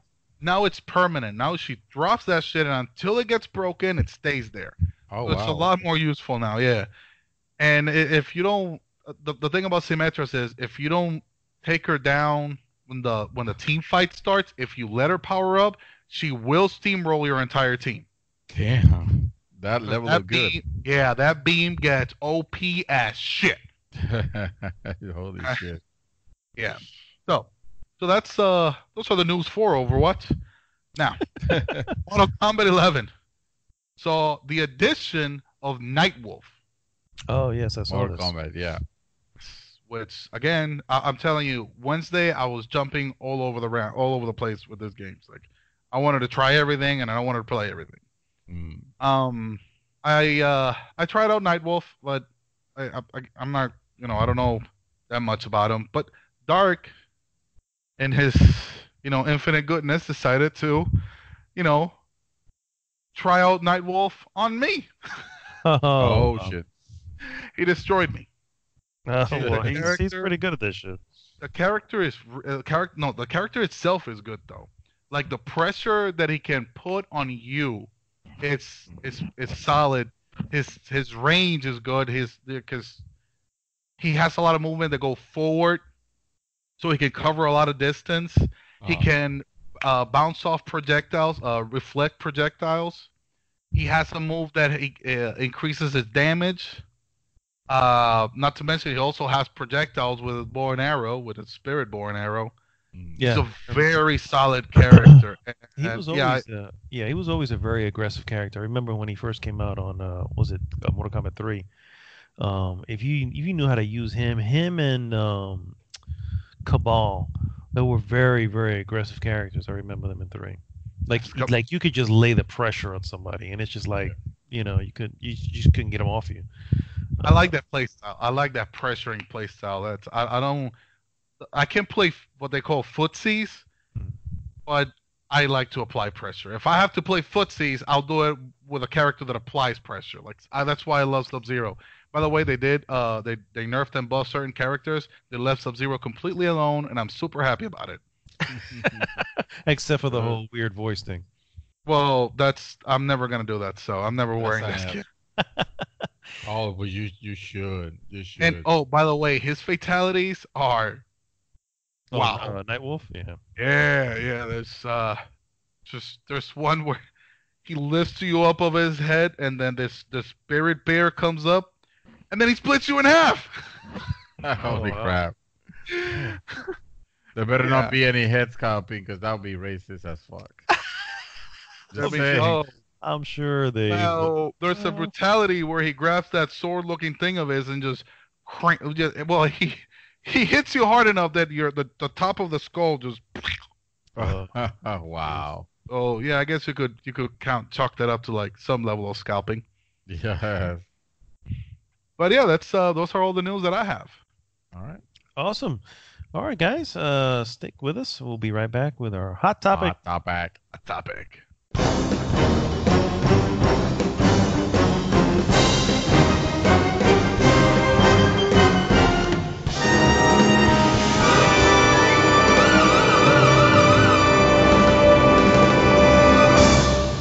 We are back, guys, and it is time for our hot topic of the week. Hot topic. Yes, this week's hot topic, once again, guys, is our favorite superhero films of all time. I have to say it like that because you gotta express of all time. And because we have Time.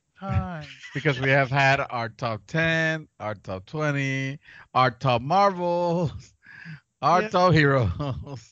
Starts off, yeah. So we got to do this of all time. This is movies, all superheroes of all time, and it'll be our top 3. We're going to include an additional bonus worst movie of all time, if you have one, and a have couple 3. of runner-ups in the. Oh, you have 3 of all time worst. Nice. Okay. There are a lot of bad, so it's actually easier to rank that list. Yeah, when you think about it. Really easy. Yeah. So, Mr. David drew the short straw off the camera. Okay. Fair enough. I didn't even participate. That's probably what I did. That's exactly why. Okay. It All was right. the default. It was by default. Sorry. So All you're right. number 3. So we'll go around the table, 3, 2, 1, individually each. Your number 3 best superhero film of all time. All right. So I want to preface this by saying my list it's not going to be super elaborated. It's not gonna be it's not gonna encompass all of the superhero or comic book movies that there have been because I haven't seen a lot of them. So I'm gonna have some glaring holes. That said, it's gonna be fairly mainstream. It's gonna be fairly, I would say, probably not surprised. Surprising. You know. Okay. All right. So I'm gonna start with my number 3 favorite superhero movie. I gotta give it to Batman 1989, the Michael Keaton Oh, nice. and Oh, Jack okay. Nicholson Oh. in the Batman. And I'll tell you what I really like, about this movie. It was it was the first time that I saw a superhero movie. Obviously, I've seen superhero movies before. Oh, so we had Superman, and we've had like a lot of superhero movies before that. Well, maybe not a lot, but you know what I'm saying. They have been there. This is the first one that really felt like I was watching a moving comic book.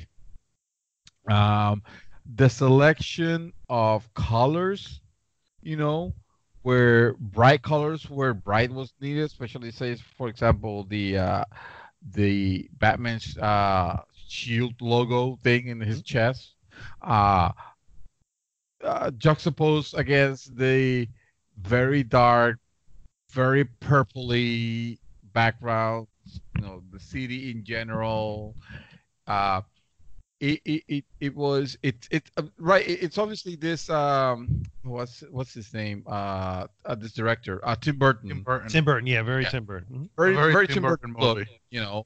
I absolutely love the cast. I thought Michael Keaton did amazing as Batman, even though we had seen it previously having fun, silly silly roles. Oh, Keaton, yeah, yeah, yeah. Yeah, he was Multiplicity Man or whatever the hell was that Yeah. stupid movie. you know, Multiple Man, I think it was, yeah. No, no, no. listen, What I Multiplicity. know, Multiplicity was the movie. I saw that movie. Yeah. It was funny, funny, Yeah. but no. He did one before was like the Nanny Man or some shit like that. I had some bullshit. Mr. Mom. There you go, Mr. Mom. Yeah. I think Jack Nicholson is definitely one of the best Jokers, and I have to say we have had some really fucking good Jokers, and some terrible ones, but we're not gonna focus on terrible ones. Michael Keaton, Jack Nicholson's Joker, I thought it was a very fun Joker. It was not scary. It was not the Dark Knight scary, No. Joker. It was more like the gangster. It was yeah. It was more like the the careless, the I don't care. I don't know how to describe it, but it was very fun as a villain. Yeah. You almost rooted for some of his ridiculousness, and of course the work that was done on his on his makeup and his costume and all that was like right Well on done. point for Mhm. what you would expect. Come on, you can't forget. He gave us the most iconic line. I'm Batman. Oh, I thought you were gonna say Jack Nicholson gave us the best line. This town is an enema. To this day, it's one of the best movie quotes, or villain movie quotes of all time. I'll say, God. if we had to have a topic of the week where we talk about, those quotes, this town needs an enema has to be my number one. It's That's on a good top. one. That's Yeah, a good one. it's amazing. It's amazing. And of course, let's not forget Kim Basinger as the beautiful Vicky Vale. Yes. Yep. Which Did a lot of screaming. Yeah. yeah, She did. She did. did you? Yeah. Dude, this movie was appointed, and I'm almost ashamed that I don't rate it higher, but it's because it does have some very strong competition. But anyway, Yeah. Batman 1989 for me. Nice. Awesome. Mad Dog. Thank you. Sir. Oh, nice. Okay. You on the spot for once. He sure did. Damn, I Wow. have to bring my shit We're out. gonna leave the best for last over here, all right? That's My not what I number, said. my number 3, I have gushed about this movie many a times, so I'm just going to throw it out there and say Rip it out. Winter Soldier. Captain America Wow. Winter Soldier is my Was not number expecting 3 it so fast. of all time. Yeah, Hey. you whipped it Yes. out too soon, I son. sure did, sir. I sure did. Put that away. Oh Okay, my I'm sorry. God, what's happening over there? Sir, we can't talk Thank about you. this. What can I say about this movie I haven't already said? It is a great espionage film. If you remove the fact that there are superheroes in it, it's an awesome film. It's an awesome espionage film. It is. And on top of that, you throw the fact that yes, Team Capt, right here, Team Captain. He at this point is when I realize one how freaking awesome Captain America is, and also how sometimes that straight arrow man is it's something you want to kind of become, you know what I mean? Yeah. No one's going to be, but just to know that that's what he is, and It's a just good aspirational. yeah, film, exactly. And on top of that, the Winter Soldier was great. The main character, I can't remember the main villain, which was the head of Hydra, basically. He was great. Robert Redford is the actor, but I don't remember the character's name. Everything about it was great, man. There isn't anything I don't love about that movie. The action is well done. It makes sense why the guys who made this is their first movie, the Russo brothers. It makes sense why they ended up like ending Endgame, right? It's like, look, you guys brought something to a character we weren't even expecting, and yes, we're gonna give you the reins to the rest of the freaking MCU. Please, do what you can, and I think it all started there. This was before it was Disneyfied, so yes, you had some moments where you're like, it's not bloody, but you're like, whoa, some shit just happened just now, you know what I Pretty mean? brutal moment. Yeah. And my favorite scene, hand down, never forget when he fucking takes down the hell, what is it, the plane, the plane that comes out. He's escaping from don't first off, it starts off with this amazing, awesome elevator fight, and then it ends with him escaping from the Triskelion, taking down this jet, basically the Quinjet. That's what it is. Taking down this Quinjet and just landing this perfect like superhero land. And I'm just like, all right, man, you got this. You're the best. I'm just gonna walk away now. So yes, Captain America, Winter Soldier, my number 3 of all time. Wow. Yo, I'm not gonna lie. I had a really tough time putting this very short list together because Well, your life depended on it, so. I mean, I could tell that I have a three-way tie for number 3 and a two-way tie for number 1. Oh, Yeah, this is difficult, huh? yeah. Out of the number 3, the 3 that I have, I'm gonna go with Infinity War. Oh, Okay. Wow. Out of every superhero movie that I've watched, none of them has taken the villain as his protagonist. True, And that's true. the more you look at Infinity War, it's clear that Thanos is the protagonist of this movie, and the antagonists are the heroes. You're absolutely right. Interesting point, yeah. Okay, and I agree. that take on the movie to me was so cool. I mean, he wins. He gets what he wants Mm-hmm. at the end of it all. By the way, if we have to put spoiler warnings here at the first of all this, and you know we're gonna be spoilers, what the hell were you thinking? Yeah. I mean, besides, Okay. everybody in the world has seen it twice, so we're fine. Yeah. And to see the struggle of the heroes trying to move against Thanos, and the after effects of the Thanos snap, especially that super emotional scene with Spider-Man and Tony Stark. Oh, I mean, this movie is amazing. Not to mention that it leads to the actual end of, well, what should have been the end of Phase 3, but whatever. Yeah. Which, What should have been the end. yeah. which is Endgame. By the way, that's one of my runner-ups. It's Endgame. Oh, okay. So with Infinity War, and game was mixed in between. Yeah, but it's just that again, that uniqueness of the take on the villain. Mm-hmm. It's what makes it stand out to me so much. Awesome. Mr. Santos, you're number 2. All right. So Of all time. Oh, I'm sorry. Thank you, Sally. a vault in space. All right. So my number two, again, very unorthodox. Stop making excuses. Just it's Yeah, your dude, list, just bro. say Own it. Who it. It's all cares? good, man. It's all good. All right, fine. You want to drop Nope. it down? You want me to Nope. drop it down? I'll Nope. drop Yeah. it down on you. Ready for it? Here we go. Pixar's The Incredibles. Whoa, nice. Whoa. Okay. Wow. All over your face. Wow. There you go. Great. Yes. Collection, and I'm glad you didn't go with the sequel. I'm just saying. I agree Yeah, on that. no, I was very disappointed with the sequel. Actually, it did not hold up. Definitely did not. But the Incredible. It's funny because The Incredibles for me a superhero movie and kind of incredible. A felt obviously not in the superpower level of things, but on the normal lives, it felt relatable. You know, Yeah. About obviously the importance of family and keeping together and no being no secrets, this and that. But the Incredible was a movie that I did not expect that I was gonna enjoy as that much. I'm talking about always interesting in what's gonna happen next.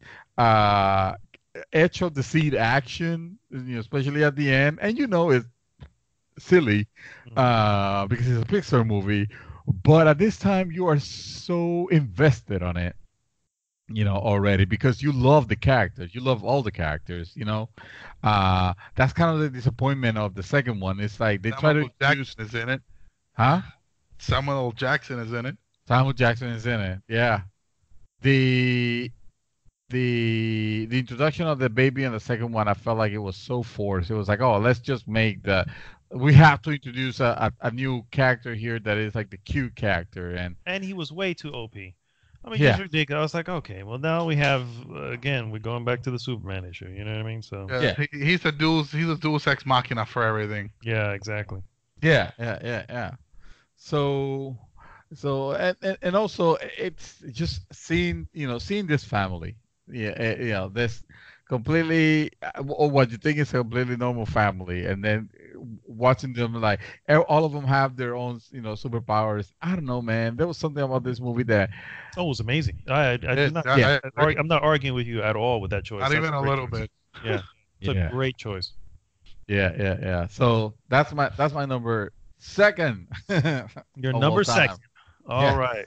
My number Of second. all time. Of all time in space. My number second is The Dark Knight.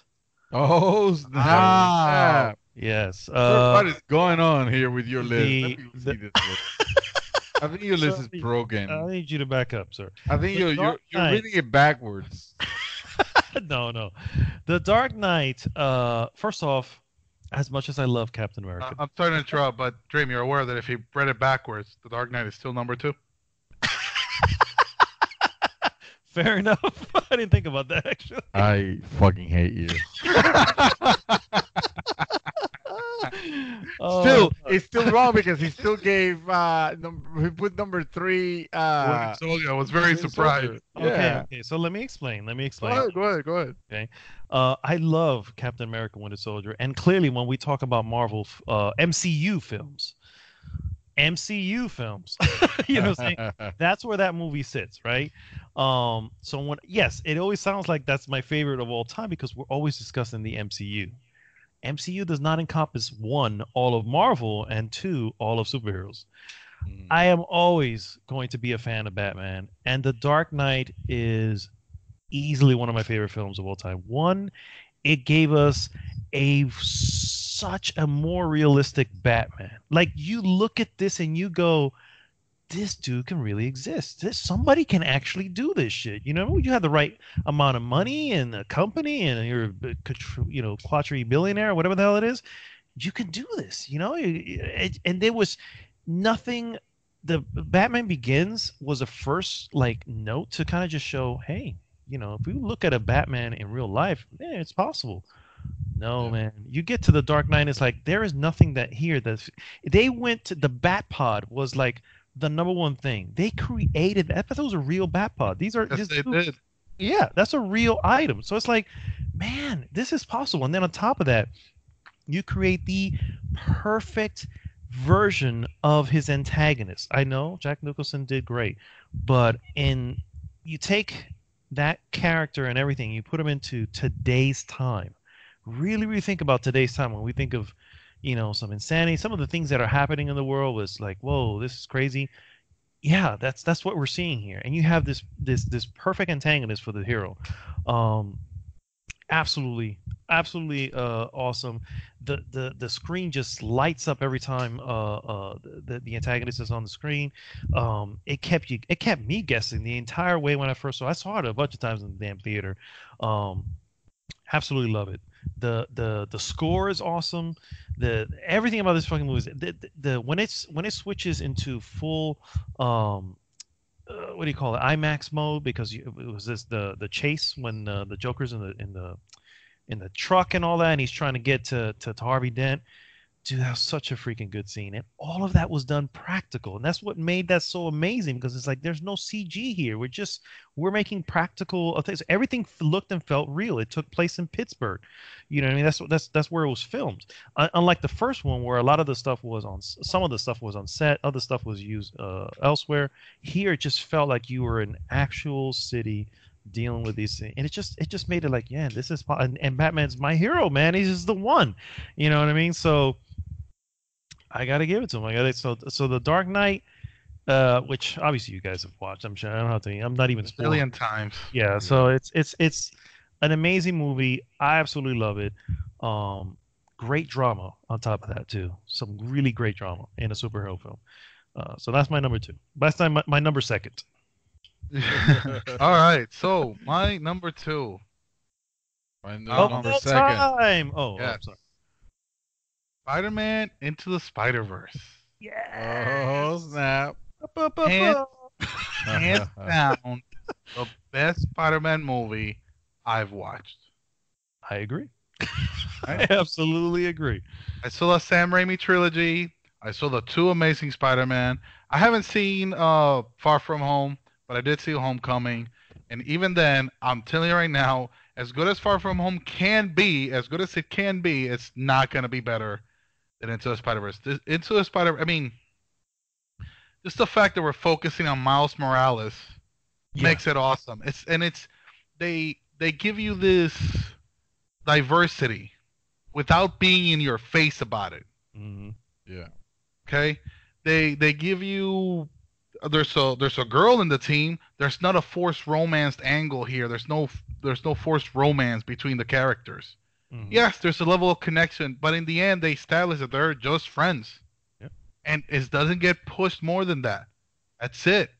This is so well done because all those things are just still in the background, but you see it and you recognize it, and it makes it so much better. It's this coming of age movie because that's literally what it is. Is you see Miles Morales growing from being this kid that just started in whatever this new school or whatever into becoming Spider-Man, his own Spider-Man. yeah. Even though his story very closely resembles what he's read in the literally page for page of what Yeah, happened to yeah, the original Peter Parker, he ends up becoming his own Spider-Man. And I mean that moment, because that is the absolute best scene of that movie when he finally takes that leap of faith Faith, yeah. Yeah. and So the good. camera work, the angle where they take it, the score. It's so good. It's such a powerful moment. And that last fight scene, as psychedelic as it is, it's so awesome. Yeah. I love this movie. Like I was telling someone at work today, have you seen it? They say no because the animation, because it's animated, it kind of pulls me off. No, no, no. Give it a chance. This is the best Spider-Man movie ever. Absolutely. Yeah. I 100% agree. I own it on digital, and I've watched it several times. So much so that I have actually played. My wife doesn't watch things multiple times. She will sit and watch it again. I've done it a couple times and she doesn't say anything, and she just sits Really? back and laughs at it again. It's like it's that freaking good. It's Yes. that freaking good. You know what I mean? So yeah, I agree. Yeah. Good choice, Thank you. Mr. Santos. You're number one of all time. Well, Time, space. Wait, wrong person. my number, not second, but the number first. And you already ruined it. Oh, okay. For some reason, putting as your number two, like your number two. Like Sir. I don't know what's gonna be your number first. The Passion of Christ, maybe. Oh, I can't wait. Oh my God. It's like it's like how Wow. dare you put the ominous, amazing, The Dark Knight as second to what? We'll Second find to out. what? I'm dying to I don't see know. this myself. Yeah, I'm yeah. dying to You hear got- this myself. You guys are going to be so disappointed. Okay? The Dark Knight is the best superhero movie of all time for all the reasons that you already talked about. Back to you. Back to me. He's like, I don't even have to say anything else because you've already proved my point. Point. Except on the number. The number is supposed to be the number one. The number one. Because that Joker, that Joker, and keep in mind, I love my Jack Nicholson. Don't get me wrong, but this Joker is as scary as Joker. It is as scary in the sense of just like you mentioned, in the world, seeing the things that we're living now, in the world that we live in, now 2019. It is possible that we could have a hero like this, yeah. Villain like that. like the that. villain. Oh, yeah. Talking yeah. about Oh, the villain. absolutely. Talking about the Joker being this, honestly, I see less and less the opportunity, the chance of having a hero like this, and more the chance of seeing a crazy psychopath like this. Well, it's because no billionaire is gonna dress up as a bat and go beat him up, though. Yeah, exactly. They're billionaires already. What do they need? Right. They just need a crazy mind, yeah. Yeah. So for that, for that reason alone, which this is the stuff of nightmares, but it still keeps being like super entertaining. He even pretty much it's almost responsible. I'm not gonna say 100% responsible. Almost responsible in this universe of creating the villain of Two-Face. Mhm. And still, like, I forget sometimes that Two-Face was also in this movie.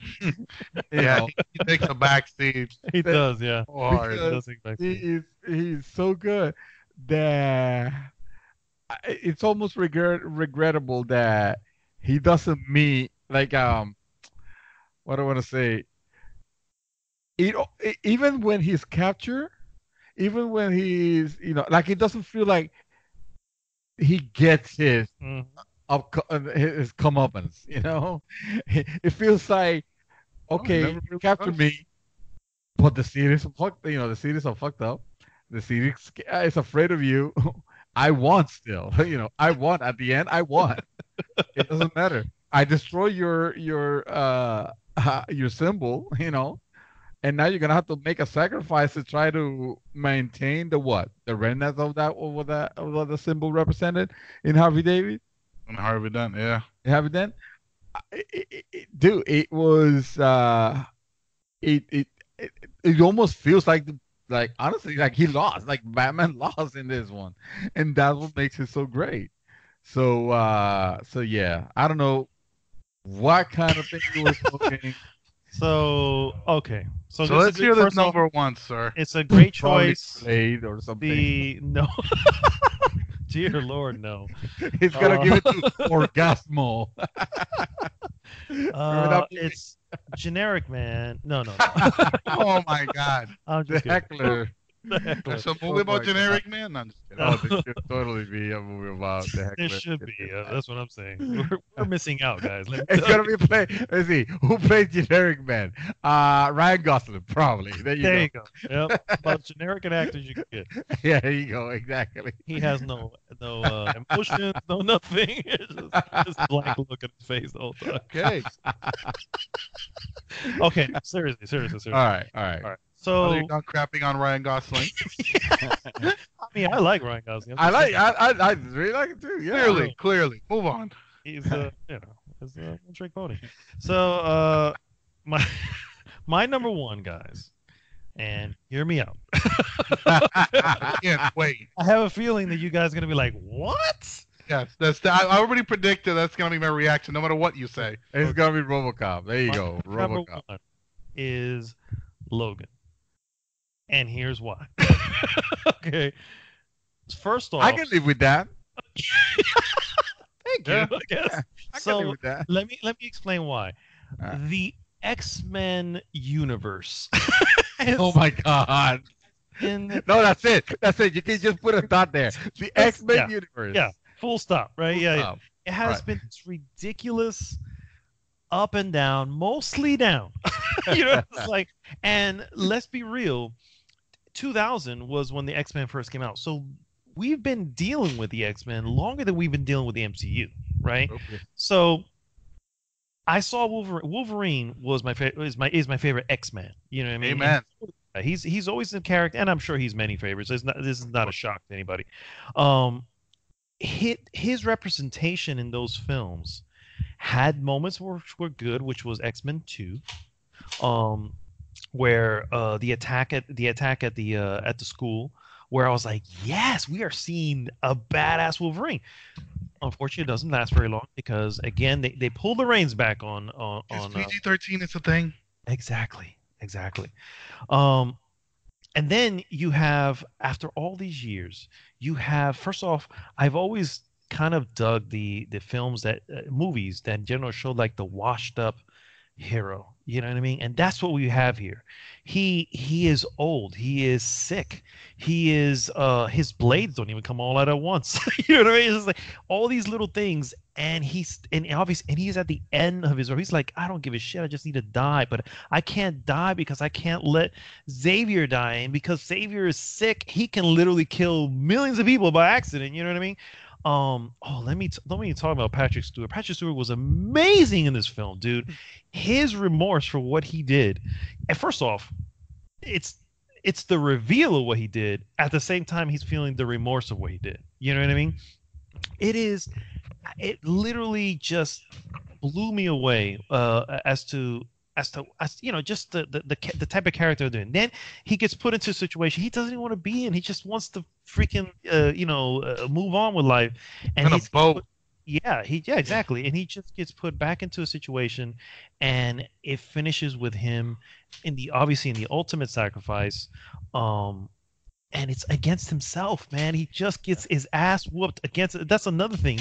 It's one thing where you have the gunslinger, right? If you think of and by the way, there's a lot of references to westerns in this Oh film. yeah. You Logan is a western. yeah, absolutely. So you have the young gunslinger versus the older grizzled man. You know, here he is literally himself. It's like he cannot even beat him. That's how good he was. You know what I mean? It's like, so it's all all that together. Obviously the effects are good. Obviously the acting is great.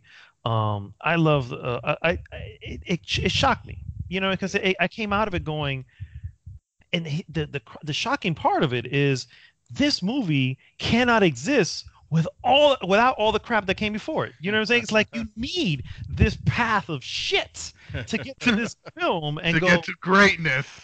To this greatness. And it's just like it mind boggles me because it was like I just didn't see it coming. I just did not see it coming, and I realized that it's is perplexing because I cannot have the feeling I'm having from Xavier, from Logan, the way they feel, the way they talk about other people, all the little things that they do. I need to have all that history in order for this to make sense in this film. Yeah, So because you've seen it, you saw all of it as it came out. Like, yeah, exactly, so that's why I say, and I recognize on its own would probably not be the same, but I can't view it that way. So I don't have that. The connection I have, it's all there. I've seen every X-Men before that, and it's why I think this is the best superhero film, because it is the end of the superhero line if you look at it, right? Because I mean, at the end, that's what you have. He sacrifices and he dies. yeah. But so that's why. So I know it's odd. I know it may not be what y'all saw coming. No, no, Oh not really. my. If I'm being completely honest, the third tie-in for number 3 is Logan for me. Yeah. Because It's a good movie. yeah, it's such a good movie. I can see a movie a million times and I won't get tired of it. By the way, you never really know what happened at the Westchester incident. You know that a bunch of people died. You know that 7 mutants died. You don't know who died. Right. Yeah. Yep. Yep. And that was left ambiguous on purpose. Because they didn't want to make that a focus point of the movie. That's not the point of this Correct. movie. Exactly. It's something that's important to the characters and important to those who know because you've seen it, but it's not what we're dwelling on. We're moving forward with the story. I agree. Now, Yeah. for my number 1, for my numero uno, Mm. I have a tie. Oh snap! Oh. Oh, Come I on. could You have I to could not commit. find a way to decide between these two movies. Okay. So I'm Oh, gonna we're gonna say help them you both. out. I'm gonna start off with the first one because you guys have mentioned it. It was number 2 for Mad Dog and it's number 1 for Dream. It's The Dark Knight. Nice. Yes. Okay. Well, there you go. That movie is you don't see Batman kicking ass left and right, even though you see it every now and then. That's not the focus of any of those movies, of the whole trilogy. You never see any fight scene like the one that Batman has in Batman v Superman, and the only fight scene that's actually good there. Um, you don't get that in any of these movies, and you don't hear anybody complaining about it because that wasn't it. That's not the focus of that. Yeah. They presented you a very realistic Batman. Yeah. All these military tech that they really did research. Mm-hmm. To This make it look real. Yep. Yes, this version of the Joker is not Jack Nicholson. Jack Nicholson, like I said earlier, he was more like the gangster type. He was the boss of his gang. Mm-hmm. Okay. What's the other one that I was thinking about? Mark Hamill's Joker. He's the clown. Oh, no, it was well, actually, Mark Hamill would fall roughly under that category as well. But Romero, was it Romero? Oh, the original. Yeah. Yeah. He was a clown. He was legit a clown. Yeah. All right, that's a different version of the Joker. Here we get the anarchist. Okay, he doesn't care about literally anything. He just wants to see the world burn. Burn. Yeah. That's it, and that's what makes it so great. All right. Yeah. That other than that, there's really not much that can be said that you guys haven't covered. Honestly, That's what happened for being the last. yeah. Well, that's fine. That's why I kept those Joker bits to myself. Now, the timing for this is The Dark Knight Returns. Oh. The animated movie. Okay. Now, This. question. Go ahead. Do you consider it part 1 and 2 as a whole? Yes, Okay, good. because it is. Yes. I mean, I don't know if they released at the same time or not, but it is one whole. I mean, if you go from one to the other, it's just one whole movie. Correct. Yeah. They didn't release it. It was a space in between. A couple Oh, really? months. Yeah. God, I would have But, hated that. Yeah. Who are you telling? I got them as they came out. I was Oh, like, really? No, I bitch. didn't even know they came out. That came out in 2012. I didn't even know. Like, I bought it maybe like 3-4 years ago, and they already had the bundle. Yeah. When it Oh, came wow. together, yeah.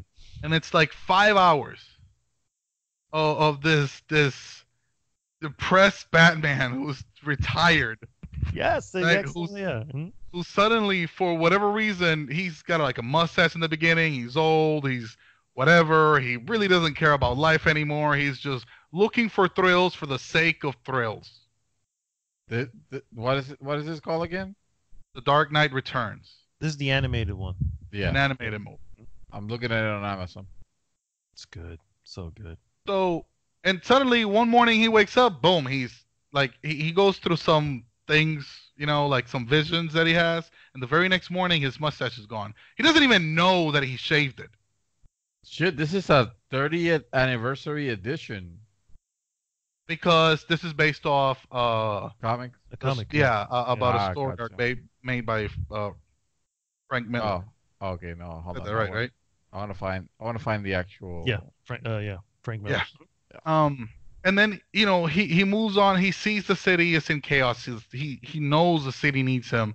He knows he's not supposed to because it's illegal, and he still does it. And he goes for it, and he starts trying to make some order out of all these chaos that this mutant gang is threatening. And because surprisingly there is no Joker here. Batman: The Dark Knight Returns. Actually, no, I'm lying. There's a Yeah, I was shitload of gonna say. Joker in there. I was like, I'm he's in skipping to the second second movie. Yeah, one. Yeah. the second part of the movie. Which the Joker in here is actually pretty incredible. I've seen this type of thing with the Joker before, where Batman disappears and he just shuts down. Goes catatonic. Yep. Yeah. So when he sees come back, he basically comes back to life and immediately kills a shitload of people. Yeah. Pretty much. Like, and he puts it into it. He puts it like what a lot of people have said throughout so many years that he should have done. He actually gets it done. It's kind of ambiguous in the movie how it gets done, but it gets done nonetheless. Yeah. Because I don't know if he like breaks his neck or he broke his own neck or Yeah. I don't know, killed him when it hit him in the eye. It's kind of weird. It's a really weird scene. When the mutant part begins, right? He fights against the leader the first time, gets his ass handed to him. Mm-hmm. Right? This is a much younger guy who's in his prime, and even though Batman looks huge, he's old. So then he goes into like a more tactical way of doing things. Like he starts falling back into what he was, this just a brilliant detective that he can be brutal when he needs to be, but he's smart about it. Mm. So the second time they meet, he orchestrates this whole fight to happen in a mud hole. Mm-hmm. And that fight is so awesome. It is really good. The way that he just keeps beating on him, that he does like he hits a couple of nerves on the arm so he can't use that anymore. He cuts him on top of the eye on a specific spot so it will keep bleeding. And he says this line, says it's I can't remember it verbatim, but it's somewhere along the lines like, this isn't just a mud hole, son. Oh It's yeah. an operating table, and I'm the surgeon. Oh my god! Yes. He used to break like several limbs or something like. Whoa. Yes. Yeah. Yep. So good. Yeah. And then you go into the. Unfortunately, I'm gonna say it like this, even though it gives me PTSD. Into the Batman v Superman part. Mm-hmm. He knows at this point, he's smarted up. He's not just going through brute force through everything. He knows he can't do that with Superman. He gets the suit, right? He again orchestrated this whole thing to happen because as Batman it works. That's literally the only explanation I can give you. But he knows he can't beat him. Even with the arrow that he does of kryptonite, he gets shot at Superman. He proceeded to like beat on him for a while, right? Mm-hmm. It's in that super cool line that like, what is it? In your most loneliest moments or something like Mhm. that. You know that it was Oh. me that beat That you. beat you. Oh, that's Yeah. a great line. He says that as he's like just whooping him. He knows this can't keep going on forever. He knows that Krypton is not gonna hold hold him long enough. He already has like 3 broken ribs. His armor is falling apart. He pulled all the tricks in the book already. So he fakes a fucking heart attack. Genius.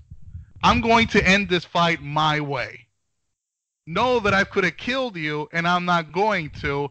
I'm also not going to give you the chance to respond. Mhm. That's really good. You know what I'm saying? And the movie ends with him gathering this whole basically army of people. The Sons of Batman. Yeah, he basically makes his own League of Shadows. Mm-hmm. And it's so good. This movie is so amazing. This is 5 hours that I can sit. I mean, people keep saying like, "Oh, Endgame is 3 hours long." Like, bitch, tell me when you watch this whole movie. Well, Okay. thank you for spoiling already. I have no reason to watch it anymore. I think you've seen it already, sir. If I'm sorry if you haven't, I am so sorry if you haven't watched this movie because you owe it to yourself to watch this movie. If you're a fan of Batman, definitely, absolutely. Yes. So that is, yeah. That I mean, they show you this old and certainly beaten down ex-superhero come back and somehow make everything as right as he can against all odds, against the government, against Superman, against a mutant gang, against the Joker, against everything. It is the best Batman tale, which is why it's an amazing comic series. Absolutely. So yeah, that will be my number one. His number first. My numero uno. All right, real quick.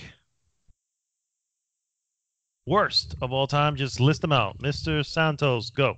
All right, so my list of worst movies, starting with number 3, RoboCop 3. Oh, wow. Because I don't know why they did that, but I wouldn't buy that for $1.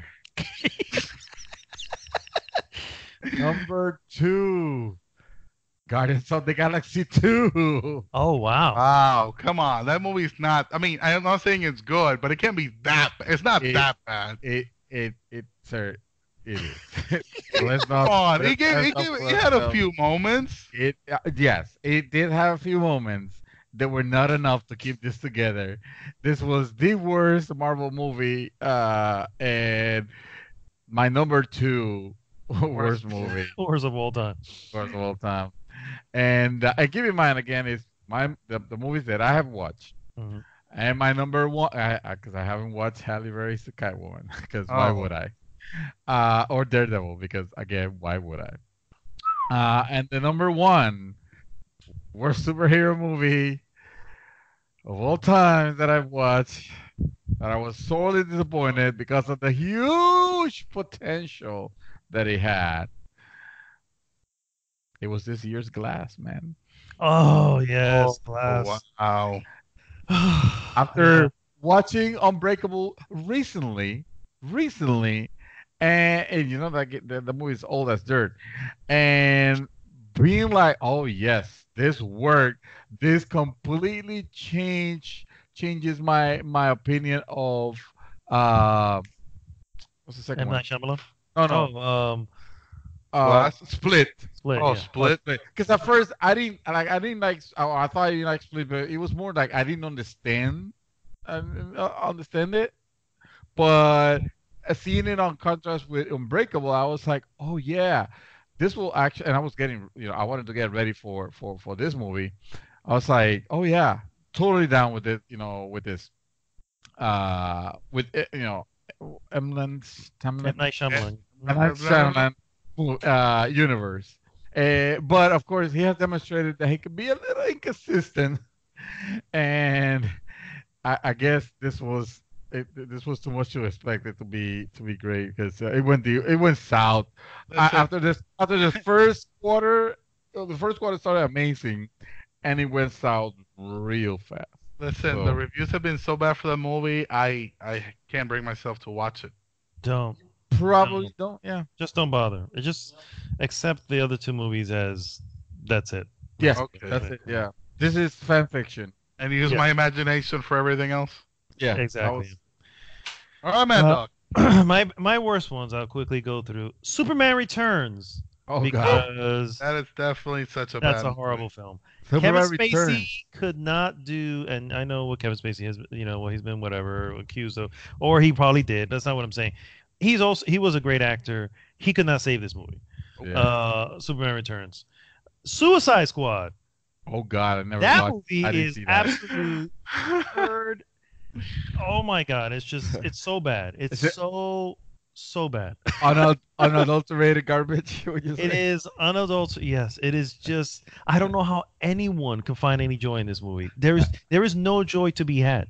Will Smith, another one. He could not save this movie. The one who played Harley Quinn, it Yeah. was offensive Margot to Robbie. that's somebody. Yeah, Margot Robbie. It was like, how can you not watch this and to be offended? You know what I mean? It's just anyway. Screw that movie. And then my last one. What can possibly be worse than Daredevil? I'll tell you, gentlemen. A little movie called Elektra. Oh yes, God, that is oof. Wow. Woo! Not in 4 minutes? No. No. It was she was in. Well, you didn't see Daredevil, but she was in Daredevil. She played Elektra in Daredevil, and then she had a spin-off movie. This movie was bad. Oh, let's spin off from that Went movie to the and theater. create. Yeah. It's Wow. Sir. Wow, Electra. Jesus, just the fights were bad, the villains were bad, the dialogue was bad, everything was bad. I do expect the villain to be bad, but not that bad. Yeah, no, done, sir. it was bad. Not even the good kind of bad. It was just Yeah. bad. It was just bad. It's not the Powerball, but the Power Glove Oh. bad. Top 3 worst movies. 3 definitely goes to. I mentioned it before. It's Green Lantern. That's Jesus Christ. What a shit show. Yeah. Like you could create anything you want. You can create anything you want, and the best you can give me is a Hot Wheel track. Come on, bro. That's hilarious. Oh God. Number 2 goes to my favorite superhero of all time, Spawn. Oh, I'm sorry. Oh. Another massive shit show. Oh. They try to put in one movie what should have easily taken like 3. Oh yeah, that's right. Yeah, the storyline was just way too convoluted. Yeah, because it's going too fast. It's just like one thing after the boom, boom, boom, Spawn's here, dun, dun, dun, and like, Boom, boom, boom. okay, all right. So, and Michael J. White was not good. John Leguizamo. I mean, he's a great martial artist. He's not a great actor. Charlie Osama? No, No, Michael J. White. What? All right. Wait, what did I miss? John Leguizamo Is that why he's being was also bad in this movie because Yeah. after the Mario Brothers movie? Hey, That- look, too bad. Yeah. yeah, that Michael Douglas is in this movie. Oh wow. Oh snap! I forgot he was in that movie. Yes, it's just, Oh Jesus. oh, he's Jason Wynn and it's fucking terrible. Somebody must have like, listen, we'll let you do whatever you movie want after this, but you have to make this movie. Or they threaten his family, or they held a gun at his head, something. But yeah. Number 1 movie, worst superhero movie, has to be Daredevil. I'm sorry, but Daredevil. Yeah. And again, I went to the movie theaters to see this movie. You did? Oh. Yes, So sorry, dude. Yikes. me too. Sorry. And I mean, I didn't know much about the Daredevil character at that point. And even now, I still don't, because he's not on my like heroes that I like a lot or anything. No. Wow. But after, I mean, you watch that movie and then you watch the TV show. I'm like, this, regardless of my knowledge of Daredevil, this is what it should be. Yeah, the show was pretty tight. But no, that movie was. And Affleck was. That devil we have Electra? Shit. I mean, it goes without saying. So. Yeah. But what's this guy's name? Bullseye, the guy that played Bullseye. Oh yeah, Colin Farrell. Oh my god. Yeah, He played Bullseye. Colin Farrell was in He this played movie. Bullseye. Yeah. Yeah. Oh, that's Yeah, he had the bullseye carved into his head. Oh yeah. Like it's ridiculous. Oh my god. Ridiculous. All right, guys. Yeah, That I brings can't us with that fucking movie. to oh, that brings us to an end of an awesome episode of GG's a Mouthful Podcast, episode 173.